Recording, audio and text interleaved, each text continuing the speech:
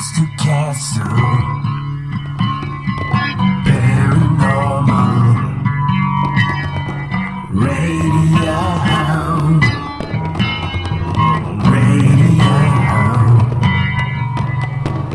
Monster Castle, Paranormal Digital Radio, KTLK.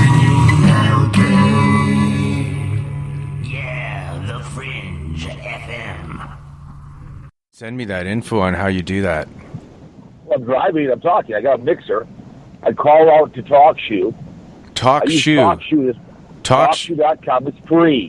What the hell is TalkShoe? I thought you said you don't use computers. Isn't that something on a computer? It's a basic lamb. It's a podcasting system. TalkShoe. One word. Okay, so like to that, it's through my mixer. And I use that for my switchboard so I can mute people and unmute people, but you don't hear it. That's what I do on TalkShoe. I use it for my switchboards. I don't have to worry about. I don't use Skype. It's for poor people. I use Skype for business only. I would never use it for my podcast. Okay, so is it called TalkShow or TalkShoe? Or is it like TalkShoe? Okay, so it's like podcasting system. It's like free.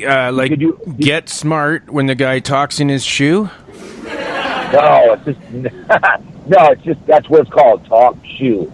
It is a podcasting system like Blog Talk and Spreaker. TalkShoe, you can do your own. You can do a 5-hour show for free. All you need is a cell phone. That's what I use for right on. Mr. C got into our chat. Cool. And Willie's asking something here. What did he ask me? Where can you get Adam's book? That will be revealed on the Christmas show because it hasn't been released yet. We're still editing and doing final reads and editing before it's not released yet. But it will be released sometime around Christmas, right? Is that right? I'm gonna write a book called Apocalypse. The Troll Boy on Spreaker. I don't find him to be a troll. Apocalypse has been on the air with me. He's a good and a bad troll. He's just a good troll. Yeah, everyone trolls around. I've trolled your show. A mean troll cusses and yells and hollers and says stupid stuff, but I call in under a stupid name. I try to swear unless I... No, to me, a troll is somebody that doesn't give you their true identity or any kind of link to any actual true address or that is trying to pretend they're someone else and is just going in there to take up space and say nasty things, and they don't have to take any flack for it because their identity is unknown, so they don't... Well, welcome to Twitter. Look at Twitter, twatter. Half people on there are angry white men that run companies that are too afraid to speak their minds, so they go on Faker Book. I've called Facebook Faker Book for years in my podcast about all the fake stuff on there. It finally came out about that fake news. I've been saying that for forever. No tube and Faker. I take care of my house and my community and my neighborhood. That's where my news comes from. I get reading news. I take it in, and people love to troll around. It's called keyboard warriors that love to troll around. And I've had 2 podcasters come by my house. I mean, I'm not, if you want to find me, come to my house. I mean, I really don't care. But yeah, well, see, that's what I mean. That means you're not a troll. You're not hiding your identity. So yeah, that's not what a troll is. And Debbie Daly, I'm right there with Jesse Ventura in New York City 5 years ago on my birthday. Me and Jesse Ventura on my Faker Book. That's my Cowpole podcast picture. It has been since day one I started. Well, maybe 8 years ago though. That's why I've been up there. That's been my picture. That's the picture I've used. I've never changed it. So, I mean, I can come on to assume names and screw around, but I don't cuss and swear and I look like an idiot. I mean, I don't know. Some people like Apocalypse. I don't care. But all these guys get Debbie Daly, like her or not, has a lot of stock accounts. That was under assumed names. She's not really a troll either because we know who she is. We know her show is and anything, so she can say bad. Wolfman, listen to me what I just told you. She comes under a stock account, meaning a false name. That's a troll. Yeah, when you do that, that's a troll. She does that behavior. She can deny it all she wants. I don't have any stock accounts. I have one account. It's called Calpo Podcast on Spreaker, and that's it. Oh, I know. I don't comment on shit. I don't comment on shows. Have I ever commented on your show? No. Not in a bad way. You mean her real name isn't Debbie Daly?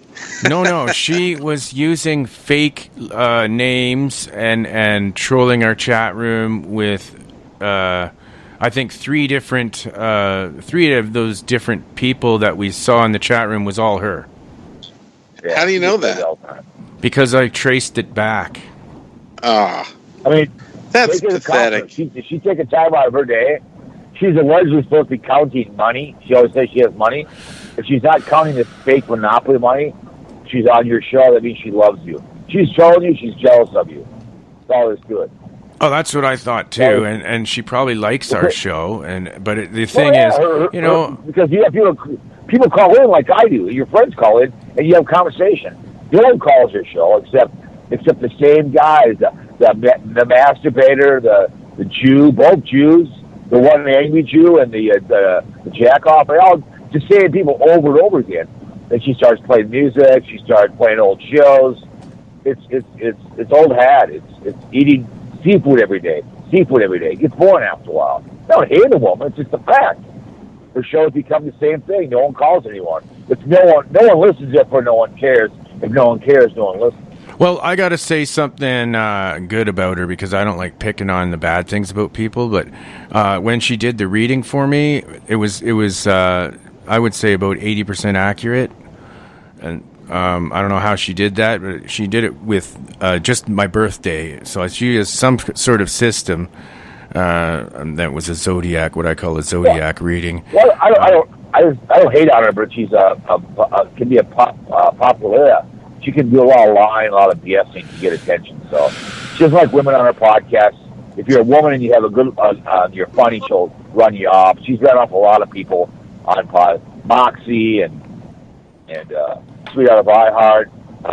Everyone, she's done that kind of behavior. It's what she does. No, I hate on the girl. I don't know. Somebody came in our chat room when I started this show and told us to get off the air, or that she would take care of us and make sure that something about shutting us down, ruining our credit ratings. I don't know about credit ratings, but no, it was her. She didn't hide it. She had the same picture. She had a different name, but the same picture. But either way, it's what she does. I don't care, and that doesn't threaten us at all. We don't give a shit. With this show especially, I couldn't care less. Especially you're a late night guy, Wolfman. I try to listen to your shows. I tweet them for you. You see that? I tweet your shows for you. I share your shows. Yeah, I know. Yeah. It's awesome. Thank you very much. Yeah, I got to do the same back. You're a late night guy. You take phone calls. Either they're free shows, they're funny. It doesn't really matter. And that's jealous. If I said if there was a woman out there was doing a live show like she was, a 5-hour show, it was taking callers away from her, she'd get pissed. She'd counter troll that person and drive him off the net. Guy Shea did that on here when I first came on Spreaker. Was going after people to get people off. Music people would troll each other and to get people off the show, off the networks. They can you get listeners because you have a person that has a parasite, as long as you have a cockroach, and you take callers. It's a call-in show. No one calls the show anymore.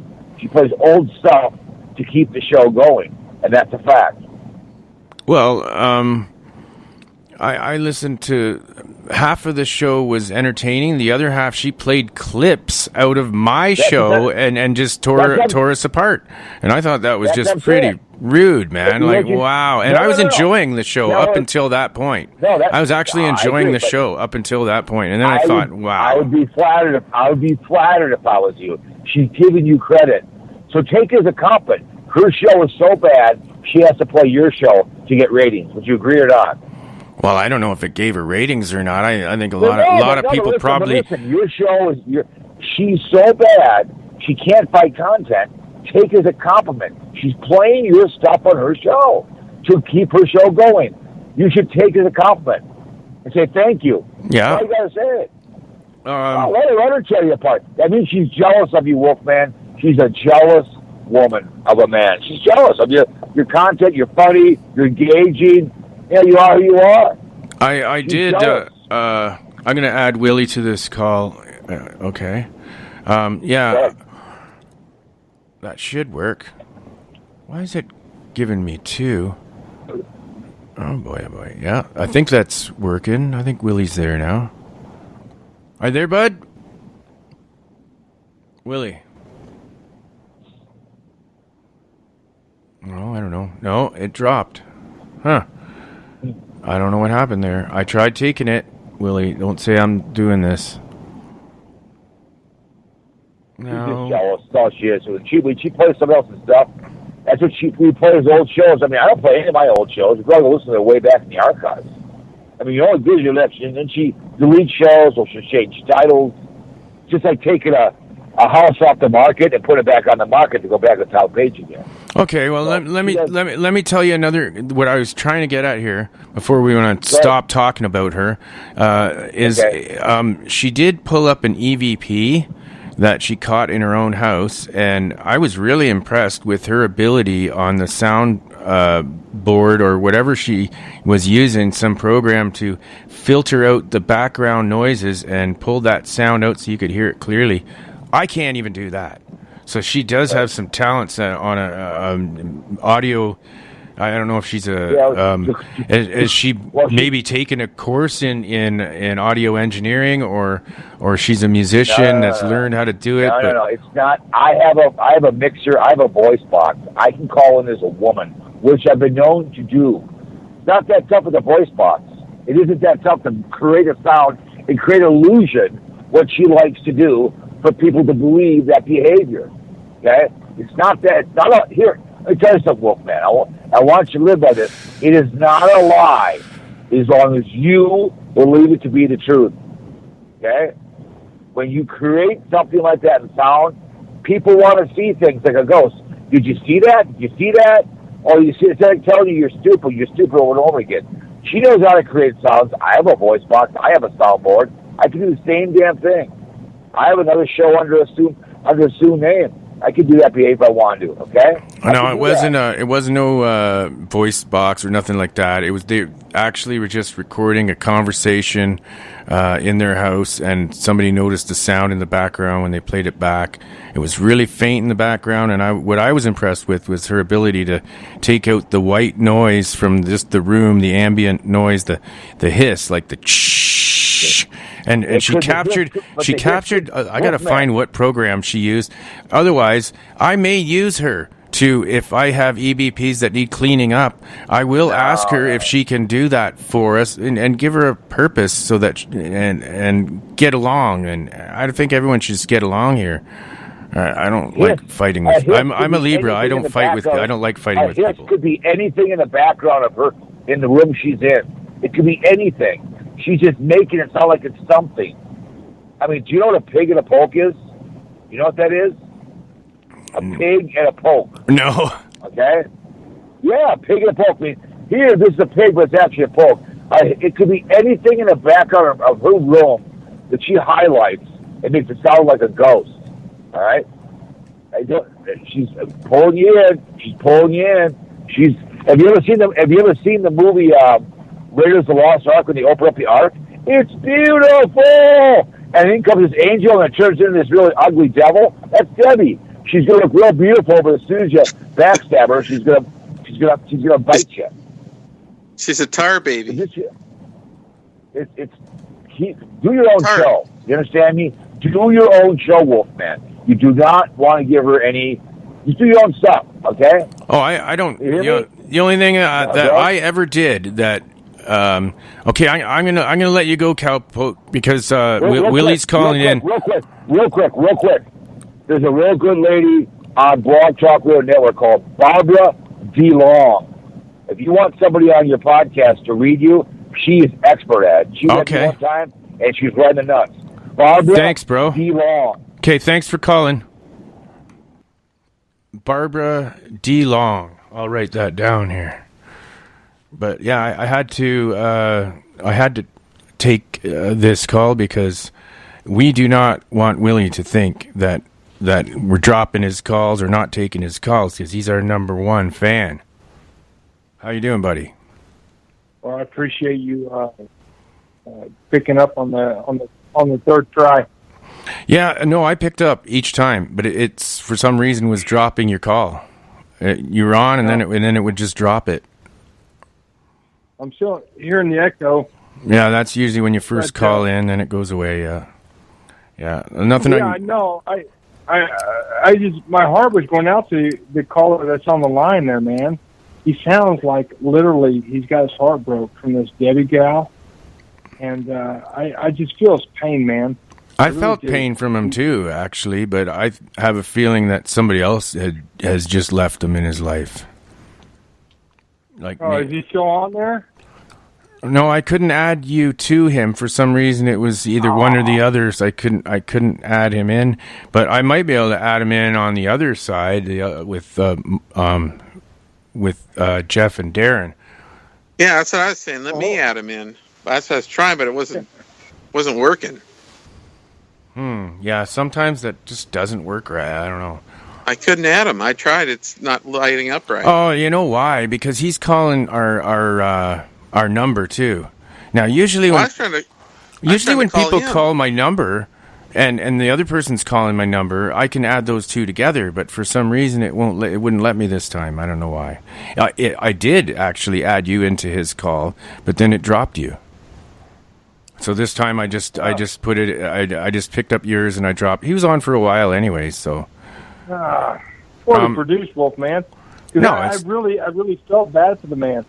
He's obviously in love with this Debbie Dallas girl, and he has an agenda. I wanted to hear about his alleged podcast that he says he has under a assumed name. I don't think he's got shit, to be honest with you. I think he's a freaking stalker, and I don't have much respect for Debbie because I hate freaking blonde-haired fatties from Texas. But I would like to protect her, and I think you should be watching out for this freaking psycho that's calling your show here, claiming he's freaking going to work. Give me a break. He's going to freaking Denny's and get some damn snacks. I don't appreciate the threats of saying that she's going to shut my show down, and then it kind of makes me think yesterday what happened when I was having this really strange interference in my feed, and I didn't notice it till after I downloaded back and listened back to my last episode last night. Halfway through the second show, this interference sound comes in, and it just messes everything up. All little bit of distortion, and it ruined those two shows like they're shit. I don't even want anyone to listen to them. It's too bad because there was some funny shit in there, but I left them on. There is some good parts, but it's too bad the sound got ruined. I don't know how that happened. Wolfman, holy fuck! Do you think that's possible? That you're scared of a freaking rabbit? I ain't scared. I ain't scared. I'm scared of rabbits. Yeah. Freaking blonde-haired girl in Texas with a vagina. Women are worthless. The only thing they can don't say that. Have men do shit for them, and the psychopath that was calling you, allegedly going to work, he'd be one of those stalker-ass guys that would try to DDoS or whatever, try to email or whatever, try to threaten you to ruin credits and all that crap. Debbie is worthless. She's a freak. Oh, man. He got cut off, but he's still on. Blonde hair. Okay, there he is. If they have half an ass, they don't even lift a finger to do shit. They got automatic feeders to feed their own freaking pets. They pay people to take them outside, take them for shits, and she pays people to do that for her. I wouldn't worry about her. I know. I've known people like her. I know exactly what she's all about, and you're exactly right. And on a lot of those things you said, she's one of those really high-maintenance women that wants everything pampered to her and thinks that she's really rich when she's not really that actual rich, but she'll act really rich and wear fake jewelry that looks really expensive, but it's all plastic, and wears terribly sweet-smelling perfume that makes you sick when she walks by. because it's not even covering up the sweat from underneath her folds of fat. That's what I actually think.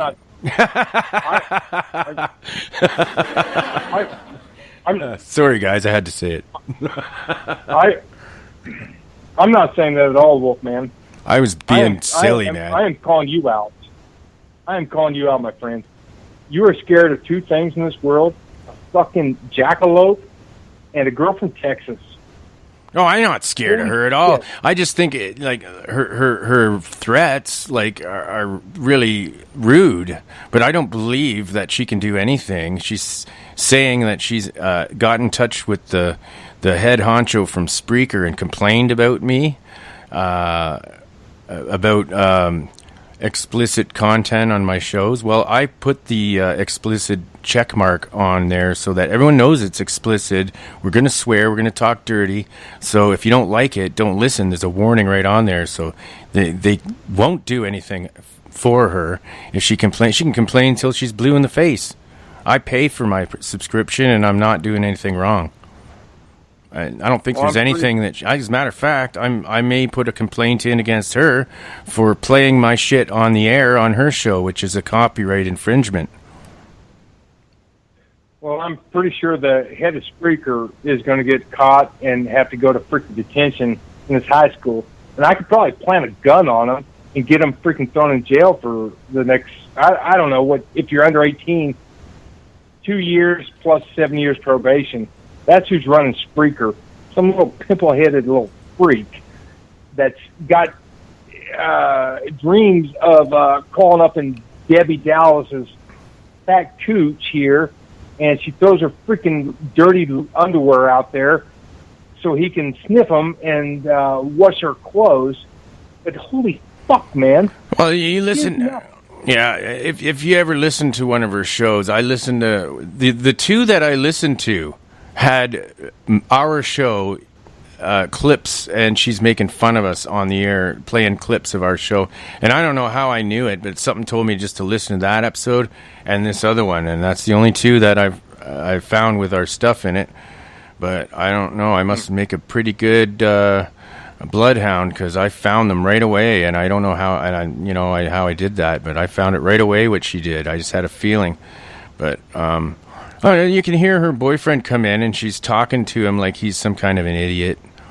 I wasn't very impressed with the only thing I liked, like I said, was her ability to run a soundboard. I think she's talented.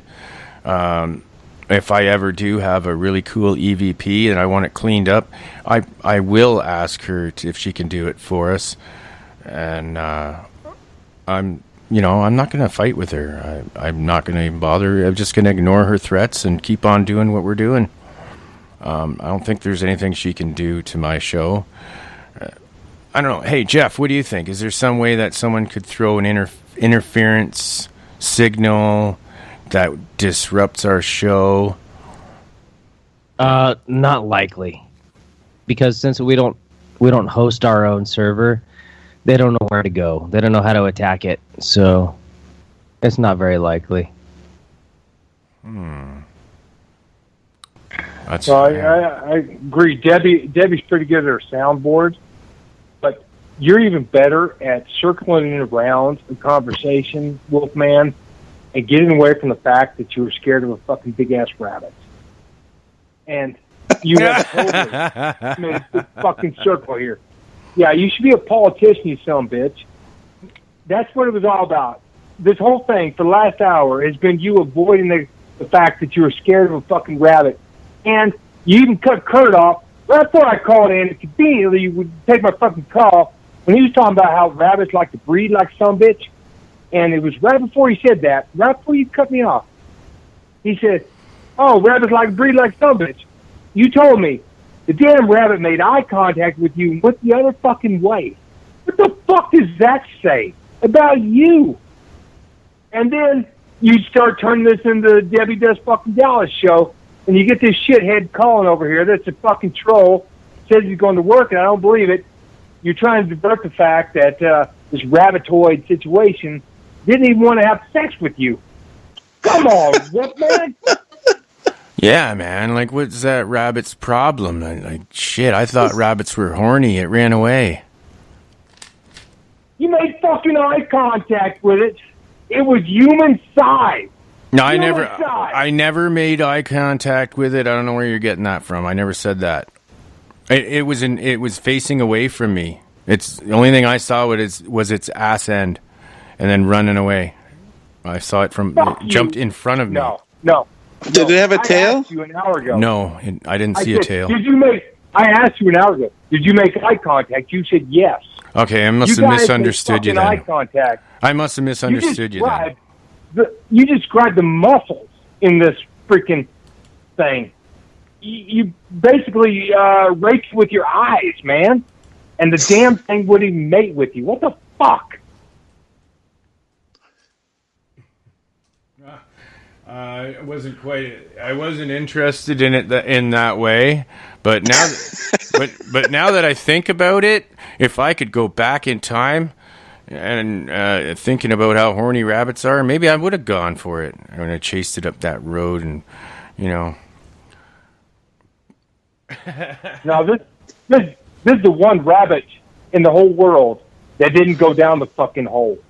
I hope All right, that makes wait a minute. Can feel you help me bad, out with man. something though? Let's try to act this out, Willie. Could you like just kind of hop up and down for a minute, and I'll pretend you're the rabbit, and while you're hopping, I'll do the sound effects. Okay? Okay.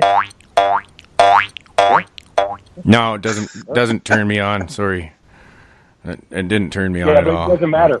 Doesn't matter. I'm the rabbit. You made fucking eye contact with me. I'm gonna rape you. Oh shit! I'm gonna run then. Okay, this is me running.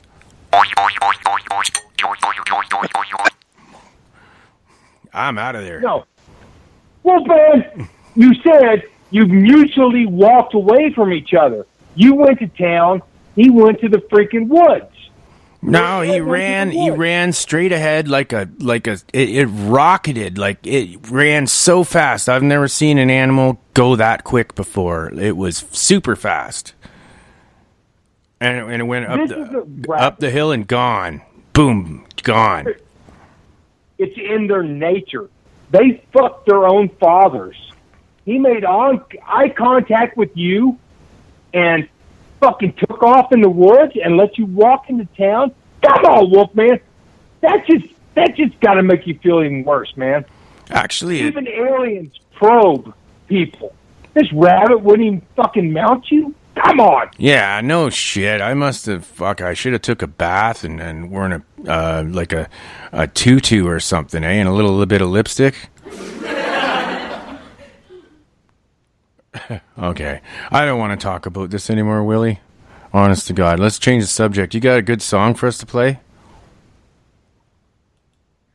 I was hoping to talk to that guy that was just called in, though. That's in love with Debbie. Trying to think of a song that would,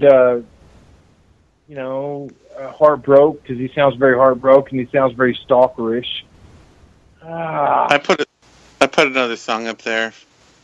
It's a good one. It's more mellow. What's the one? I'm watching you.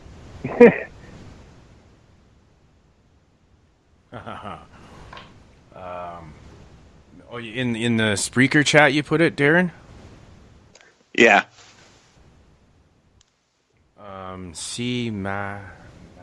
Yep. That's it. Mascus. Oh. I got one for you, Wolfman, after this. Well, actually, you can go first because he just had a pick, so I'll do yours first and then his after it. Oh, we had another request, didn't we, guys? Do you know? I thought I had another one that I put on the back burner, but I don't remember what it is. So, okay, Willie, go for it. What do you got? all right. Well, one of my favorite bands, Eagles Death Metal, Wannabe California. Eagles Death Metal? Eagles of The Death Eagles Metal. of Death Metal. Wannabe in California. Oh, yeah, I've seen that before. I don't think I've ever heard them. I always wanted to hear this. And it's called something Eagles of Death Metal. Eagles of Death Metal's a band.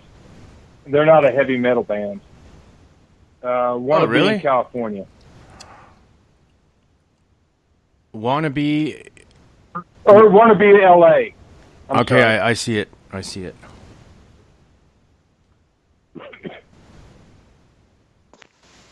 Nice.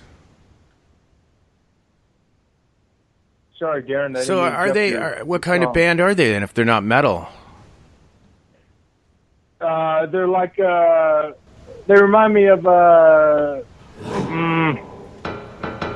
an offshoot in Nirvana. They were the guys that were in London in that club when it got shot up. oh, that's right. That's where I heard of these guys before. Holy shit! Hey, they survived that.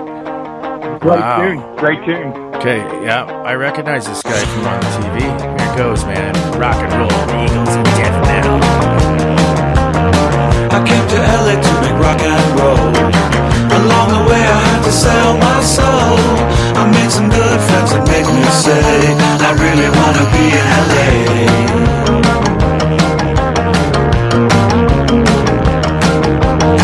I took the 10 to get to Beverly Lakes and rocked a tape roll at 180. I look at Natasha, always make me say I really wanna be in LA.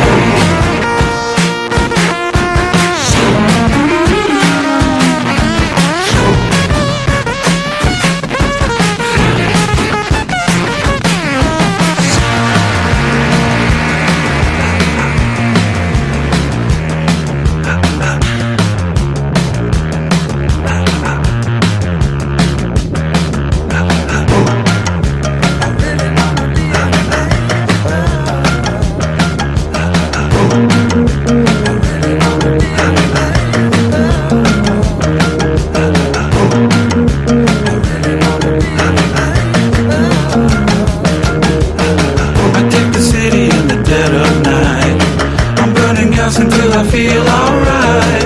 My sunset honeys always make me say I really wanna be in LA. I came to LA to make rock and roll. Along the way I had to sell my soul.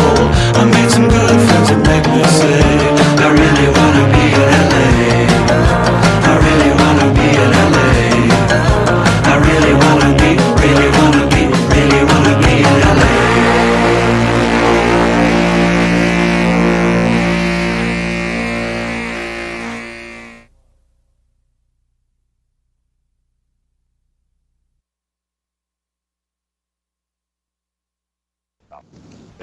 Yeah. What song you playing, Darren? Wow. That went really quick. It's a newer one. That was a short song, actually. So, okay, Jay. I didn't have time to search. I had to go run to get a pen. We got requests in the chat room, too, from Mr. I say Mr. C, but he's got C and then a space and then MRE. I'm not sure how you're supposed to pronounce that. C. Something. MRE. How would you pronounce that? So I just call him Mr. C because I don't know how else to. There you go. Yeah, I don't know what else to do with that. Anybody who could pronounce that would be quite a linguist and probably really good at playing the skin flute. Cymru. Cymru. I don't know. Cream. Mr. Cream. It's Seymour. Cream. Seymour. Simmer. Oh yeah, it's kind of like Seymour. It is. Simmer. It's Simmer. Simmer. Yeah, there you go. What are you trying? What are you trying to do? I don't. Trying to be a skin flute specialist or something? A linguist? I'll leave that to the professionals. A tongue tickler? Or I'll leave that. I don't know. That's not my forte. Cunnilingus specialist? No, I'm adept at the cunnilingus. All right, on. Oh yeah. Okay, we got Dennis Dyke in the chat room. That's first for him. How you doing, sir? Shout out to Dennis Dyke. Kind of linguist he put in there. Okay. I'm gonna write this down. What is it now? Here comes the Mummies by the Dirty Minds. Ooh. That sounds like a cool song. Mm-hmm. Oh, yeah. I'm gonna search that right now. It's dirty.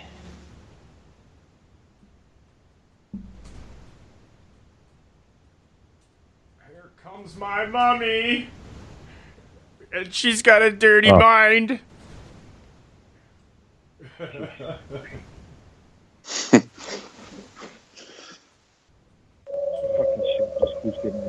Here comes the Mummies is not popping up right away. I think I spelled it wrong. Okay, here comes the Mummies, Dirty Minds. There it is. I'm learning all kinds of new bands, man. I'm way behind in I guess everything. I don't know what the fuck's going on in the whole world anymore. Who's getting abducted?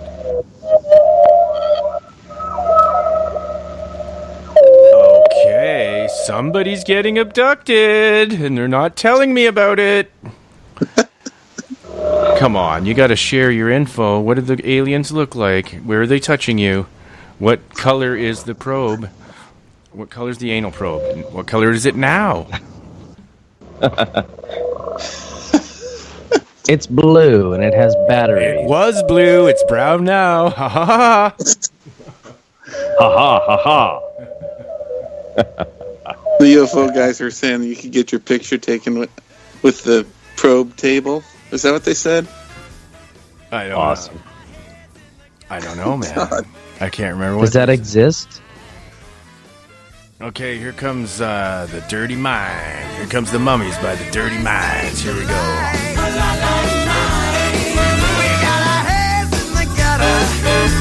And our fingers in the pie. Looking at you from a distance, you seem so sweet and innocent. I can spot the bad girls a mile away. It takes one to know one. It's true, we're two, we think alike. Never fighting off temptation. Take advantage of this nasty situation. Dirty minds think alike. We got our heads in the gutter. Willie, he's still on? And our fingers in the Yeah, I'm still here. Right on, brother. Can you hear this song? I couldn't hear the last one.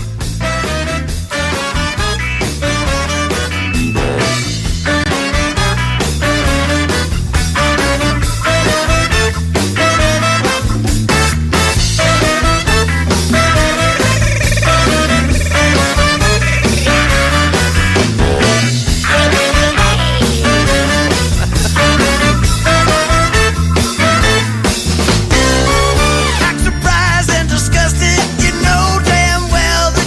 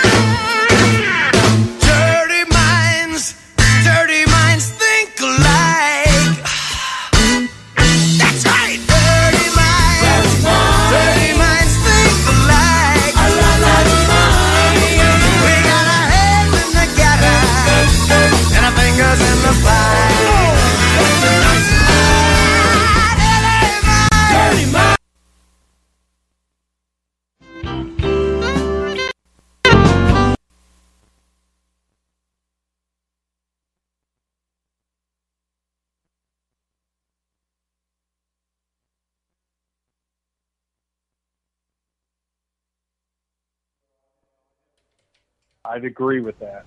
Yeah, this is a very poorly produced episode. I just fucked right up. I guess I'm due for an electrocution. I don't really like having to electrocute myself, but oh no! Shit! Damn it! Seriously, Wolfman. Ooh. Like I alluded to the other day when I talked to you, man, your interviewing skills have gone up. Mostly because you shut the fuck up and let Darren do most of the talking. But when it comes time to you pressing buttons, you seem to fuck that up. And you're saying you're upgrading everything else. I don't know what the hell you're upgrading. You're just getting more and more buttons that you don't even know what the fuck they are, that you can't He screws press up less and less. on a timely basis. Getting better every I'm week. getting a lot better at it, really, but it's just like getting a new anything. When you get something new, you have to learn how to. And I'll tell you something. Mixing boards are all different. It's not like a computer where you get a different computer and they all pretty much work the same. Mixing boards aren't like that. Every one of them is set up completely different than the other one. So you have to learn that company's style of mixing board. And they're very complicated units, too, and most people can't figure them out at all. So, I don't care. Art Bell. You keep upgrading above your IQ limit when it comes to fucking... if it was above my IQ limit, then it wouldn't be working. I figured it out, everything on that board, but it is very easy. And that wasn't even the board. I was just trying to turn the volume up on YouTube on the screen. And I hit the... instead of the speaker symbol, I actually hit the one that jumps ahead, which is a very easy mistake to make, too. And it wasn't had anything to do with my board that time. But Art Bell, are you there? What do you think of this, Art Bell? I don't care. Right on. Thank you, sir. Yeah, I don't either. Jeff, do you care? That was cool. I didn't think we'd have Art Bell on here. Art Bell. Yeah. Who is Art Bell?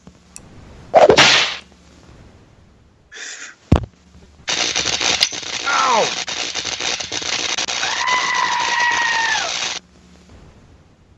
Yeah, BTR switchboard, somebody's saying, is pretty easy. And somebody told me that too, like a switchboard. I think that's a little different than what I got. But mine's set up for either doing radio or recording music.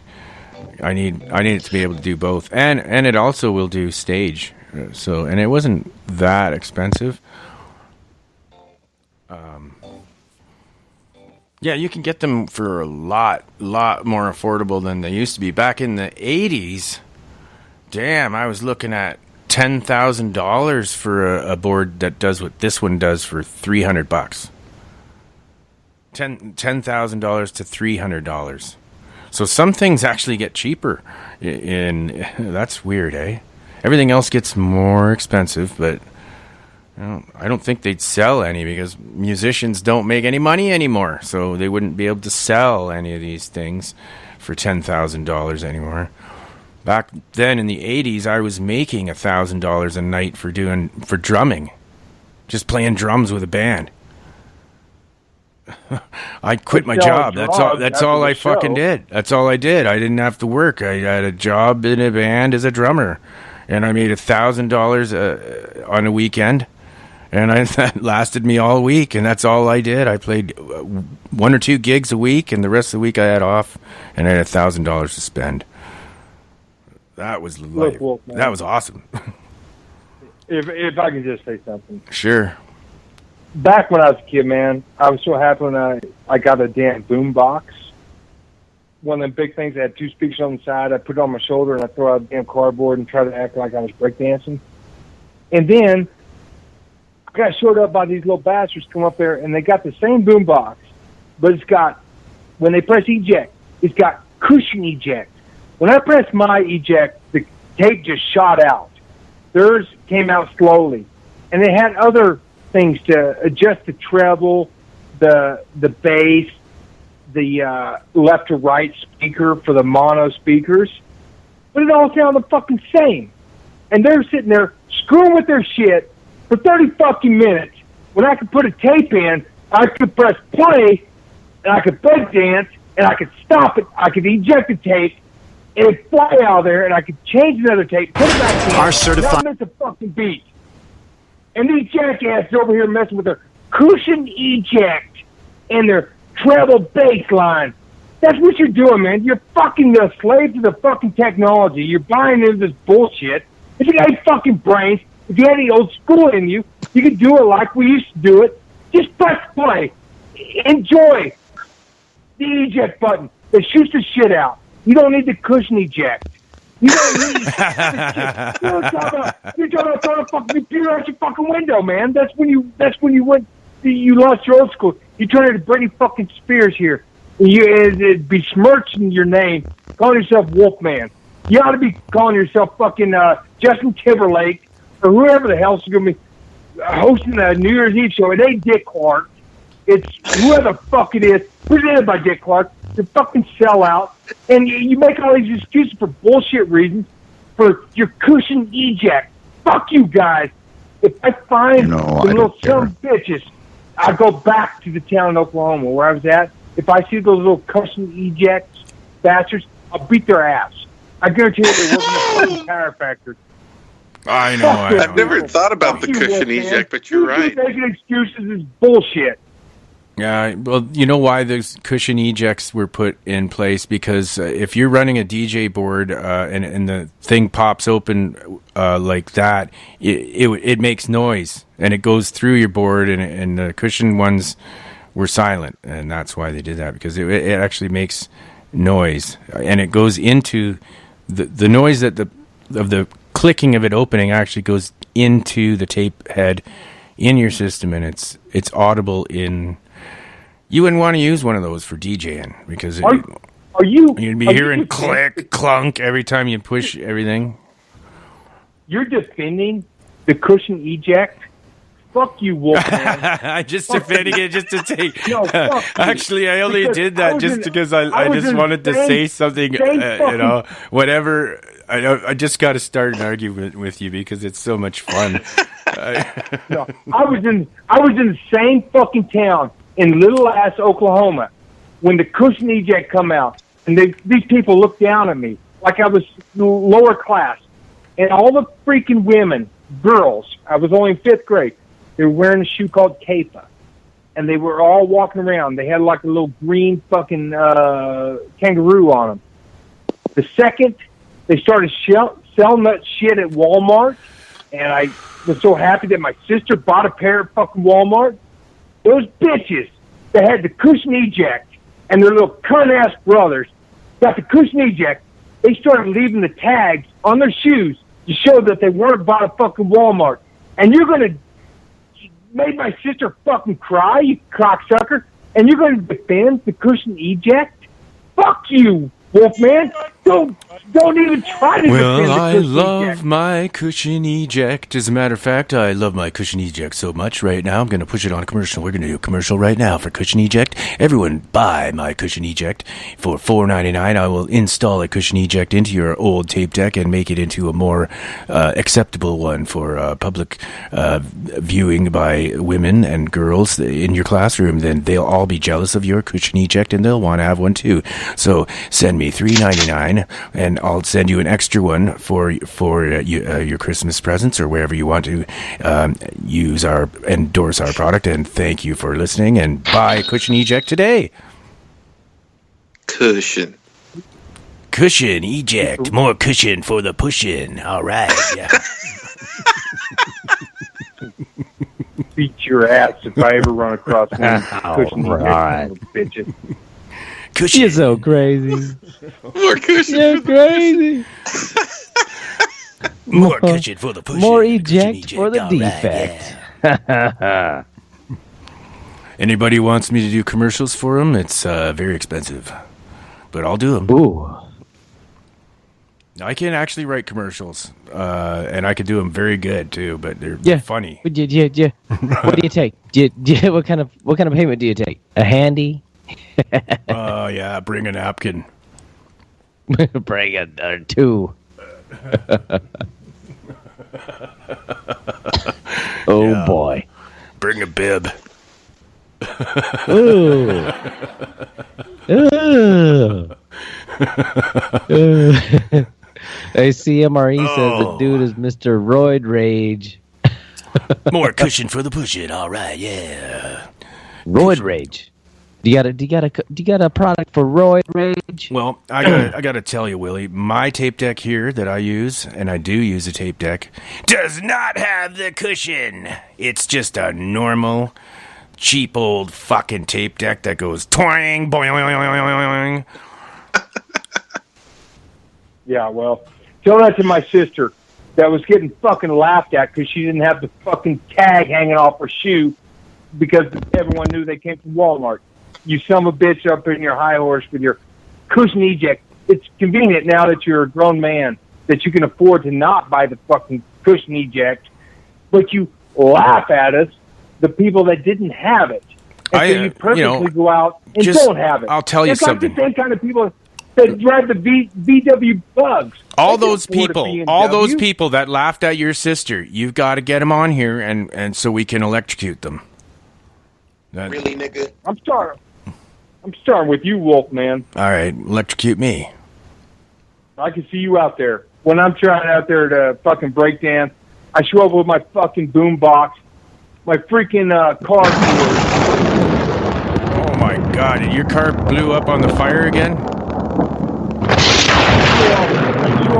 Damn it! Were you driving? Don't tell me you were driving through somebody's fire with your pickup again. Right now? Yeah, it sounded like it. That was still the greatest moment on our show's history. I'm raising my hate right now. I would literally beat your ass right now, Wolfman, for besmirching the fucking cushion eject and making fun of the people that couldn't afford them when they were little kids. That's all they wanted for fucking Christmas, is to fit in. And now you got to bring that shit back right around the holidays. They feel like shit. I wanted a go-kart. I wanted a boom box. I didn't get a fucking go-kart. I got a boom box. I got laughed at because it didn't have fucking cushion eject. Fuck you. Oh my God. That was it. What kind of eject was that? It was the time you push eject and the thing flips out. It didn't come out slowly. There was no cushion to it. Come on, man. Why you gotta make me feel bad? Not around the holidays, you dumb bitch. Fuck you, Wolfman. You were having a good show. Fuck me? Oh, man, if you fucked me, you'd never go back to women. You make me all sad. The fuck? I wish this time you wouldn't have taken my damn call. Why? It's been so much fun and informative. Actually, it's very informative, and I feel like I'm more. I'm ready to take on the world intellectually after that call, actually. I think I'm going to play J Mascis Me Again. I think this was what you requested, Darren? Yeah, it's a nice, relaxing song. Okay, I think we need that right now. Anyways, that was great talk, Willie. Thanks. You can stay on if you want. Tell me everything you heard. Daunting and a bit unsure. Fields have gotten insecure. Gotta take it on your word. Said my mind is overrun. Said I'm free. No, it cannot be undone. Not till I'm free.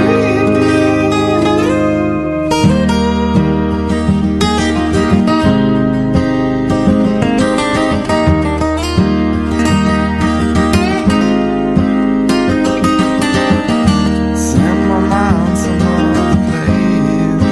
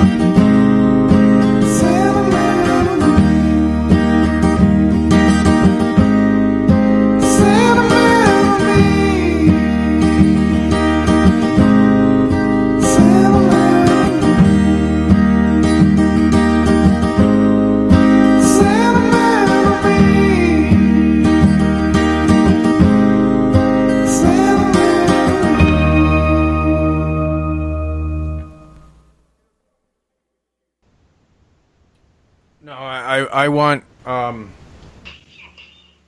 what's going on? How come I can't hear myself? It's like a big bully, is what you are, Wolfman. Oh, I can be like that at times, and yeah, I have a sarcastic sort of sense of humor, but you got to remember where we come from. Jeff and I come from hashtag DM Talk, and we're the snarkiest assholes on Twitter. Yeah. No, you are. Yeah. We used to tear the crap out of every guest on Art Bell's show, man.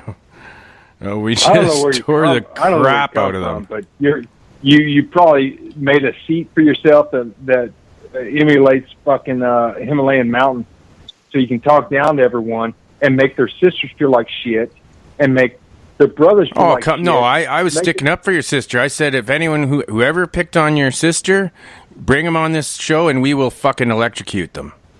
I don't like that. Yeah, well, no, that ain't what you said. You made it sexual. That's exactly what I said. Hey, Jeff, what did I say? Come on, man. That's what you said. That is what I said. Yep. So I don't know what you heard, but I stuck up for your sister. You made it sound fucking weird. That's all I know. Okay, I'm trying to add. I'm trying to add Dennis Dyke into the call, and oh my god, I was just starting to like you too. Damn it, Wolfman. Well, I like you, so maybe you should calm down for a minute, and then, I didn't do nothing to Willie. I didn't do nothing. He's been mad before.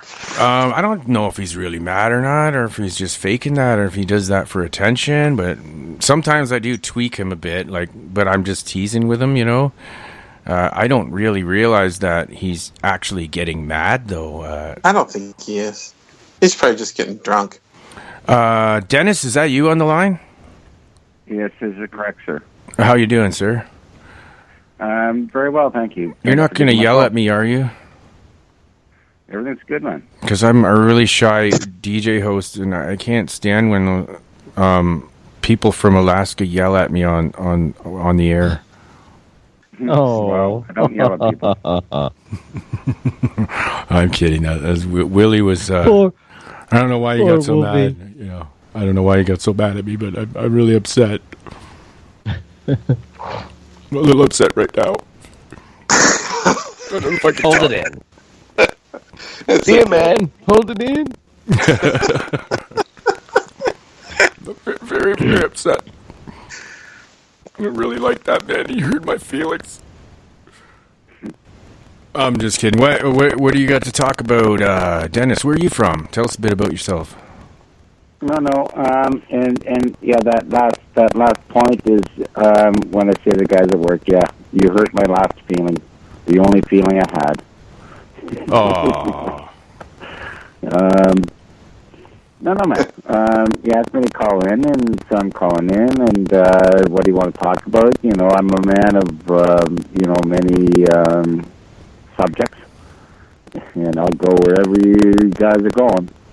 And I just chimed in, I just dropped in, and, you seem like you got good energy. I see, I see your face, or your show page, and are you up in Canada? Pardon me? Are you in Canada? Yes, I am.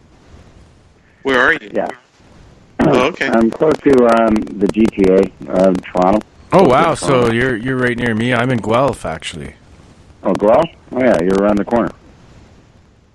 That's awesome, man. We don't get too many callers from local on this show. They're usually people from California, actually, because that's where a lot of these paranormal shows started. So there's a lot of, I don't know why, actually. Yeah, well, I'm based out of Oakville now. Oh yeah. And I'm sure you know where Oakville is. I've worked there many times over the years, yeah. Yeah, but what's the subject? What's the topic? What do you want to talk about? It's wild. Last thing we were talking about, I guess, was a strange black rabbit-like creature that jumped out in front of me in Milton, Ontario. We're talking about the cushion eject. And then it turned into really getting really upset over people with the cushion eject on their tape mechanisms. And what do you think about that? What, the eject button? Yeah, the cushion eject versus the old school. Oh, the pop fast. Yeah, so I did a little commercial for that. I was going, cushion, more cushion for your pushing, and buy our cushion eject for $4.99 and send all your money to Wolfman. Thank you very much. Yeah, no, man. I used to be in the consumer electronics repair industry, and it was the pop, or it was the easy slide, like it easily flowed out type of thing, like pistons. Right? Did you ever have to fix those? Oh yeah. Which did you prefer? I preferred the easy out, right? Not that ping, when you hit a jack, it goes ping, and the tape almost pops right out of the freaking holder. But, yeah, man. We were talking UFOs earlier. Have you ever seen one? Yeah, I used to repair them, man. I used to sell them. UFOs. Oh, UFOs? Yeah, like a flying saucer thing or anything strange in the sky that you couldn't explain. Oh, not that I can explain. But for sure, yeah, they're for real. Okay, gentlemen. Pleased to meet you. We're ready for a story. Sure. You live that close. We may have bumped into each other before. You never know. No, we may have. No, it was very interesting. I was actually just talking with another host on Spreaker here with some of her friends in regards to an experience that I had in regards to UFOs. Well, hey, what show was that? Can I ask you? You can go ahead and say it. It's Spreaker. We're all affiliated, so you can say the name of the show on here. Yeah, it was. I hang out with Debbie Daly. Right? That's okay. We knew. I kind of. It's okay. Tell us the story. Yeah, it's all right. No, man. It's I woke up one morning, man, and I had blood all over my floor, and all in blotches, right? All in splats, right? Like it wasn't smeared or nothing, right? I didn't walk through it or nothing. And I woke up in the morning, and it was on the floor, like when normally when I get into bed, and I said, "What the fuck is this?" And I checked my body, and there was no cuts, no nothing, no blood on my clothes or nothing. And I called my mom and I said, "Hey, check this out, right? What's up with that, right? Because I need confirmation, right? Because I'm not going crazy or nothing, right?" And she said, "Oh yeah, that's weird. That was just one. Another one is, I woke up in the morning and I had blood on my collarbone area on my T-shirt, right? And any blood in the bed? No. Any cuts on my body? No. Any, no blood on the sheets? No. Just blood on my T-shirt. And yeah. So you don't get bloody noses, do you? Nope. No, I checked my nose. We checked my nose, my ears. There was no women. My eyes. There was no women in the house that were sleepwalking while they're having their period. Nope. Nope. That is weird. What about a dog? Do you have a dog? Sometimes dogs actually bleed too in the period time. Nope. I'm not trying to be silly right now. I'm actually trying to think of something that it could actually be. Are you positive it's blood? Ask me the questions, and I will answer to the best of my ability, because I have no explanation. Are you sure it was blood? Oh, yeah, man. I was going to actually pick it up and take it to a lab and have it tested. Oh, this just happened recently? You have the blood still? No, I don't have the blood now. This happened about 8 months ago, 2 years ago, or something like that. Doesn't matter. But, yeah, it's very interesting, man. I'm trying to figure this out. And again, I'm very. People say I'm very. I hold a high vibration, and I work within the paranormal. I do energy work and stuff like that. So I'm still trying to figure this out. Like Reiki? Is that what you do? Reiki, or what kind of? No, I just do energy. Energy. How does that work? Like, what kind of service do you provide? I don't understand. Well, I'm a sensitive. I'm an intuitive. I'm empathic. Clairvoyant. Stuff like that, right? Okay. So cool. Is that when you make the energy balls? I work. Yeah. Can you manipulate energy and shape it into a form? Like some of the psychic people we deal with, they call themselves the scions, and then that's one of the things that they teach is how to manipulate energy, and they actually can make things that look like an object, but it's just energy, like a light energy, like almost like a hologram. Yeah. No, I understand that. Yeah, and I do this. Have you tried that? You've done that? Yeah. Wicked. Telekinesis. Oh, wow. Not really telekinesis. Telekinesis is moving energy, but manipulation of energy. Yeah, it's not too hard to do. Well, that's what I was told too. It's actually easy to do. It's one of the first easiest things to learn, isn't it, Darren?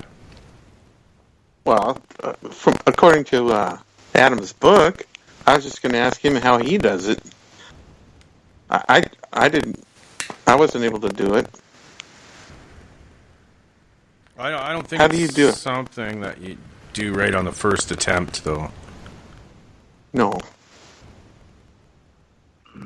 No, it becomes a. So you meditate and you. How do you do it? How do you get that energy ball made? Well, I process, and what I do for the most part, I work within my dream time. I work within the outer dimensions, right, outside of this 3D, right. I can bring it in here easy, right. But again, it's a reminder that we are multidimensional beings, right. We just don't remember that we are. We're coming into that remembrance. Yes, we are.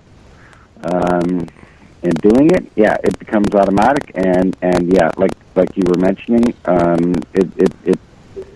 it takes time to remember. It's not like you put a quarter into the parking meter and all of a sudden you can do it.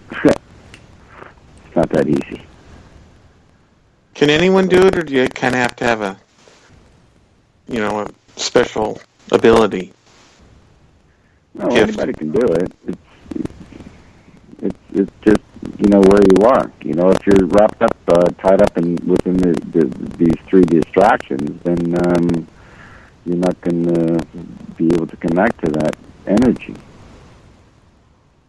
Okay, right. So you have to. Awesome It's got to be quiet. You have to meditate. No distractions. Yeah, you have to make your mind like the cushion eject.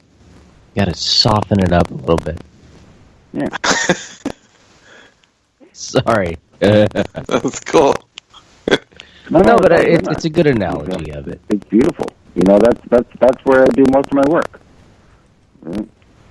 And this 3D, this 3D is a cakewalk. Right? Like again, nobody said that being human is going to be easy. Right?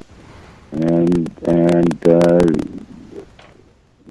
again, we've existed before. We're sharing this here and now, and we will continue to exist after.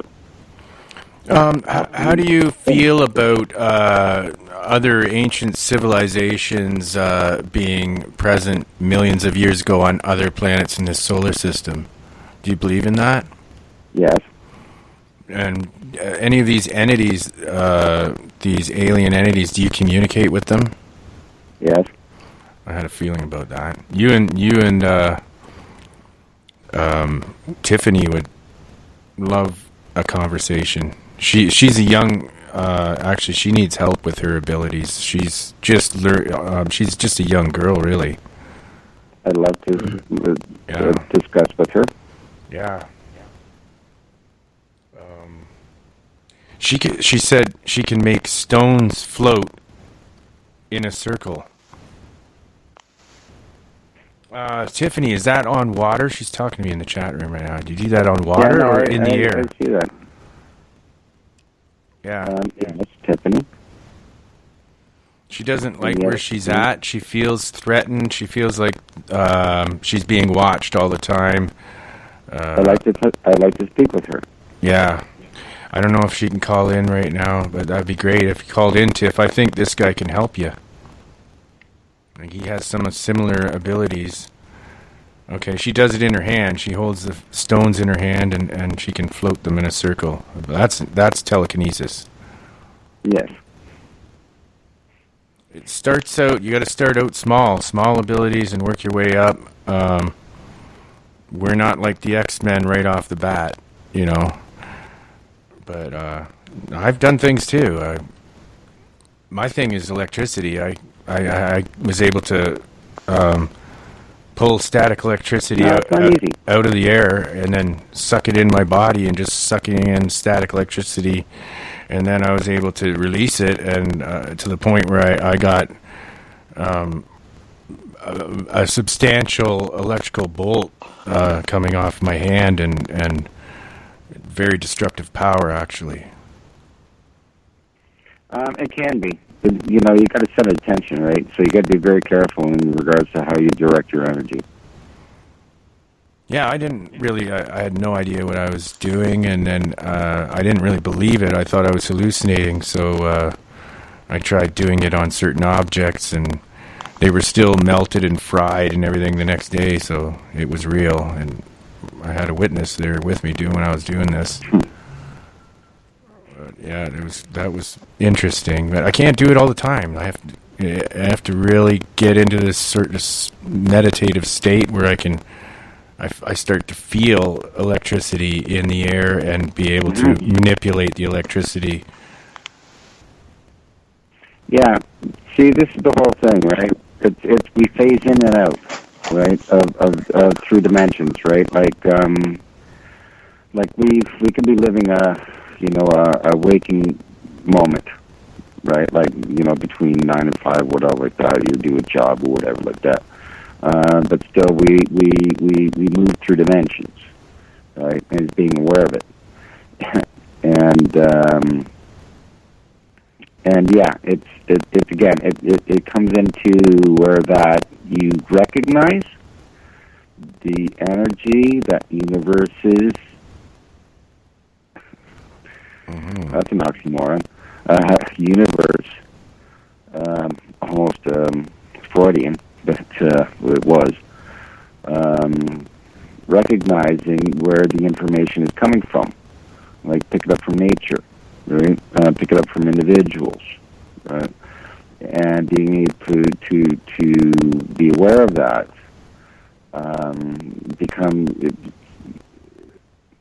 you become into the flowing of the energy of the universe. Right? It becomes so easy, man. How did you get treated on Debbie's show? Did she follow along with what you were saying, or did she like kind of brush you off as a kook? No, we're friends. I've known her for a long time. Okay, good. Yeah, and she brings, you know, some of her friends don't like me too much, but that's okay. I'll challenge them. That's all right. It's no big deal for me. Have you been regressed? Do you remember any past lives? Yeah. Any good stories or exciting? No, I I've been, I've been a druid, which the Catholic Church really didn't like me, right? Because I was holding information that they didn't want their followers to know of. Man, that reminds me of the Bastard Executioner. Anybody seen that series? No. That is a wicked show, man. Bastard Executioner. You got to watch that if you're into this kind of thing. Go on. You were a druid. That's the plot of the show is that there's these Nazarenes that are holding information, and the Catholic Church is trying to get a hold of them and destroy them. And What year was this? Any idea? Yeah, I think it's like 1450 or something like that. Huh? Did you remember how you passed away in that lifetime? Yeah, I was murdered. Oof. by the church? By the church? The ones that they hired people. Yeah, as a heretic, you were charged as That's being what a they looked at heretic? me as. Yeah. Yeah. You know how there's a lot of people like you out there that remember that. I've heard that story, but they killed a lot of people back then, and it was a terrible death. They usually burned you alive. Can you imagine that? Breathing in the flames and then getting, trying to breathe, and all you get is flames in your mouth. And you probably carry that to the next life. Yeah, and then all you remember is the last thing you remember is all the hairs inside your throat burning off, and then basically you suffocate while your skin is all melting off of you. I'd say that's probably got to be the worst. Suffocation is supposed to be the most painful way, but being burned alive is suffocation and the pain of the fire itself. Would just the fear of being flames coming around you is enough to make you just die of a heart attack. Actually, Elizabeth said I was hung in the 13th century. Do you remember how you were murdered? Yeah, I was stabbed. You were stabbed. Yeah, I was mutilated. So you fought back, but there was too many of them? Yeah. Okay, do you have a scar in this lifetime where you got stabbed in the other lifetime? Or a birthmark? A birthmark there?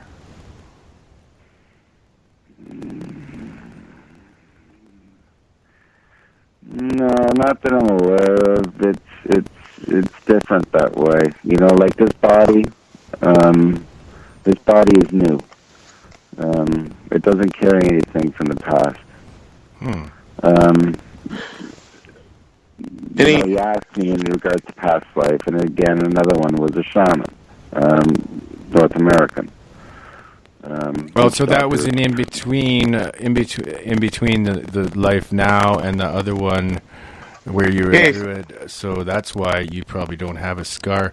A lot of people when they remember how they died in the last lifetime, they find that they have birthmarks where the scars would have been from the bullet wounds or whatever. How many past lives have you identified? Yeah. Any idea? Well, is it like tens or 20, 100? How many past lives? I think he's asking you. Do you remember? Oh, I have many. I remember two conclusively. I know I've been here many times, and I know that I've chosen to come here. It's not like a reincarnation. Well, it is, but I had the opportunity to choose to come back. It wasn't like a repetitive thing, right? Like over and over and over and over again. So I slipped out. You chose. And sorry. Yeah, you chose to come back. Yeah. So is it always on this planet, or is there ever like that, and then I come back? I heard that we always have that choice, but I don't know if that's true. Who told us that? That was not too many people have that opportunity. No, to choose to come back. That's correct. No, they don't have the opportunity to choose. What are you doing there, Wolfman? I hear music. Yeah, I'm cueing a song and when I do that, it doesn't get played on the air. Oh, okay. Did you use the soft eject? Yes, soft eject. Soft Cushion eject. More cushion for your pushing. Cushion eject. More cushion for the ejection. More cushion and ejaculation in every push. Oh. That's terrible. That's a that's a deep thought. Yeah. Jeff, do you have any questions for Dennis? I don't. You're doing a good job there. Oh. Well, I'd like to ask about future lives. Have you looked into any of those? Yeah. I don't need to. You don't need to look at your future lives? Don't. Not required. Yeah. Tiffany's got birthmarks and she's been told it's a star pattern, and she feels like she's a star seed. Do you feel like you're a star seed too? There are many levels. Well, actually, I shouldn't. Why am I asking that? People call them way showers, star seeds, whatever.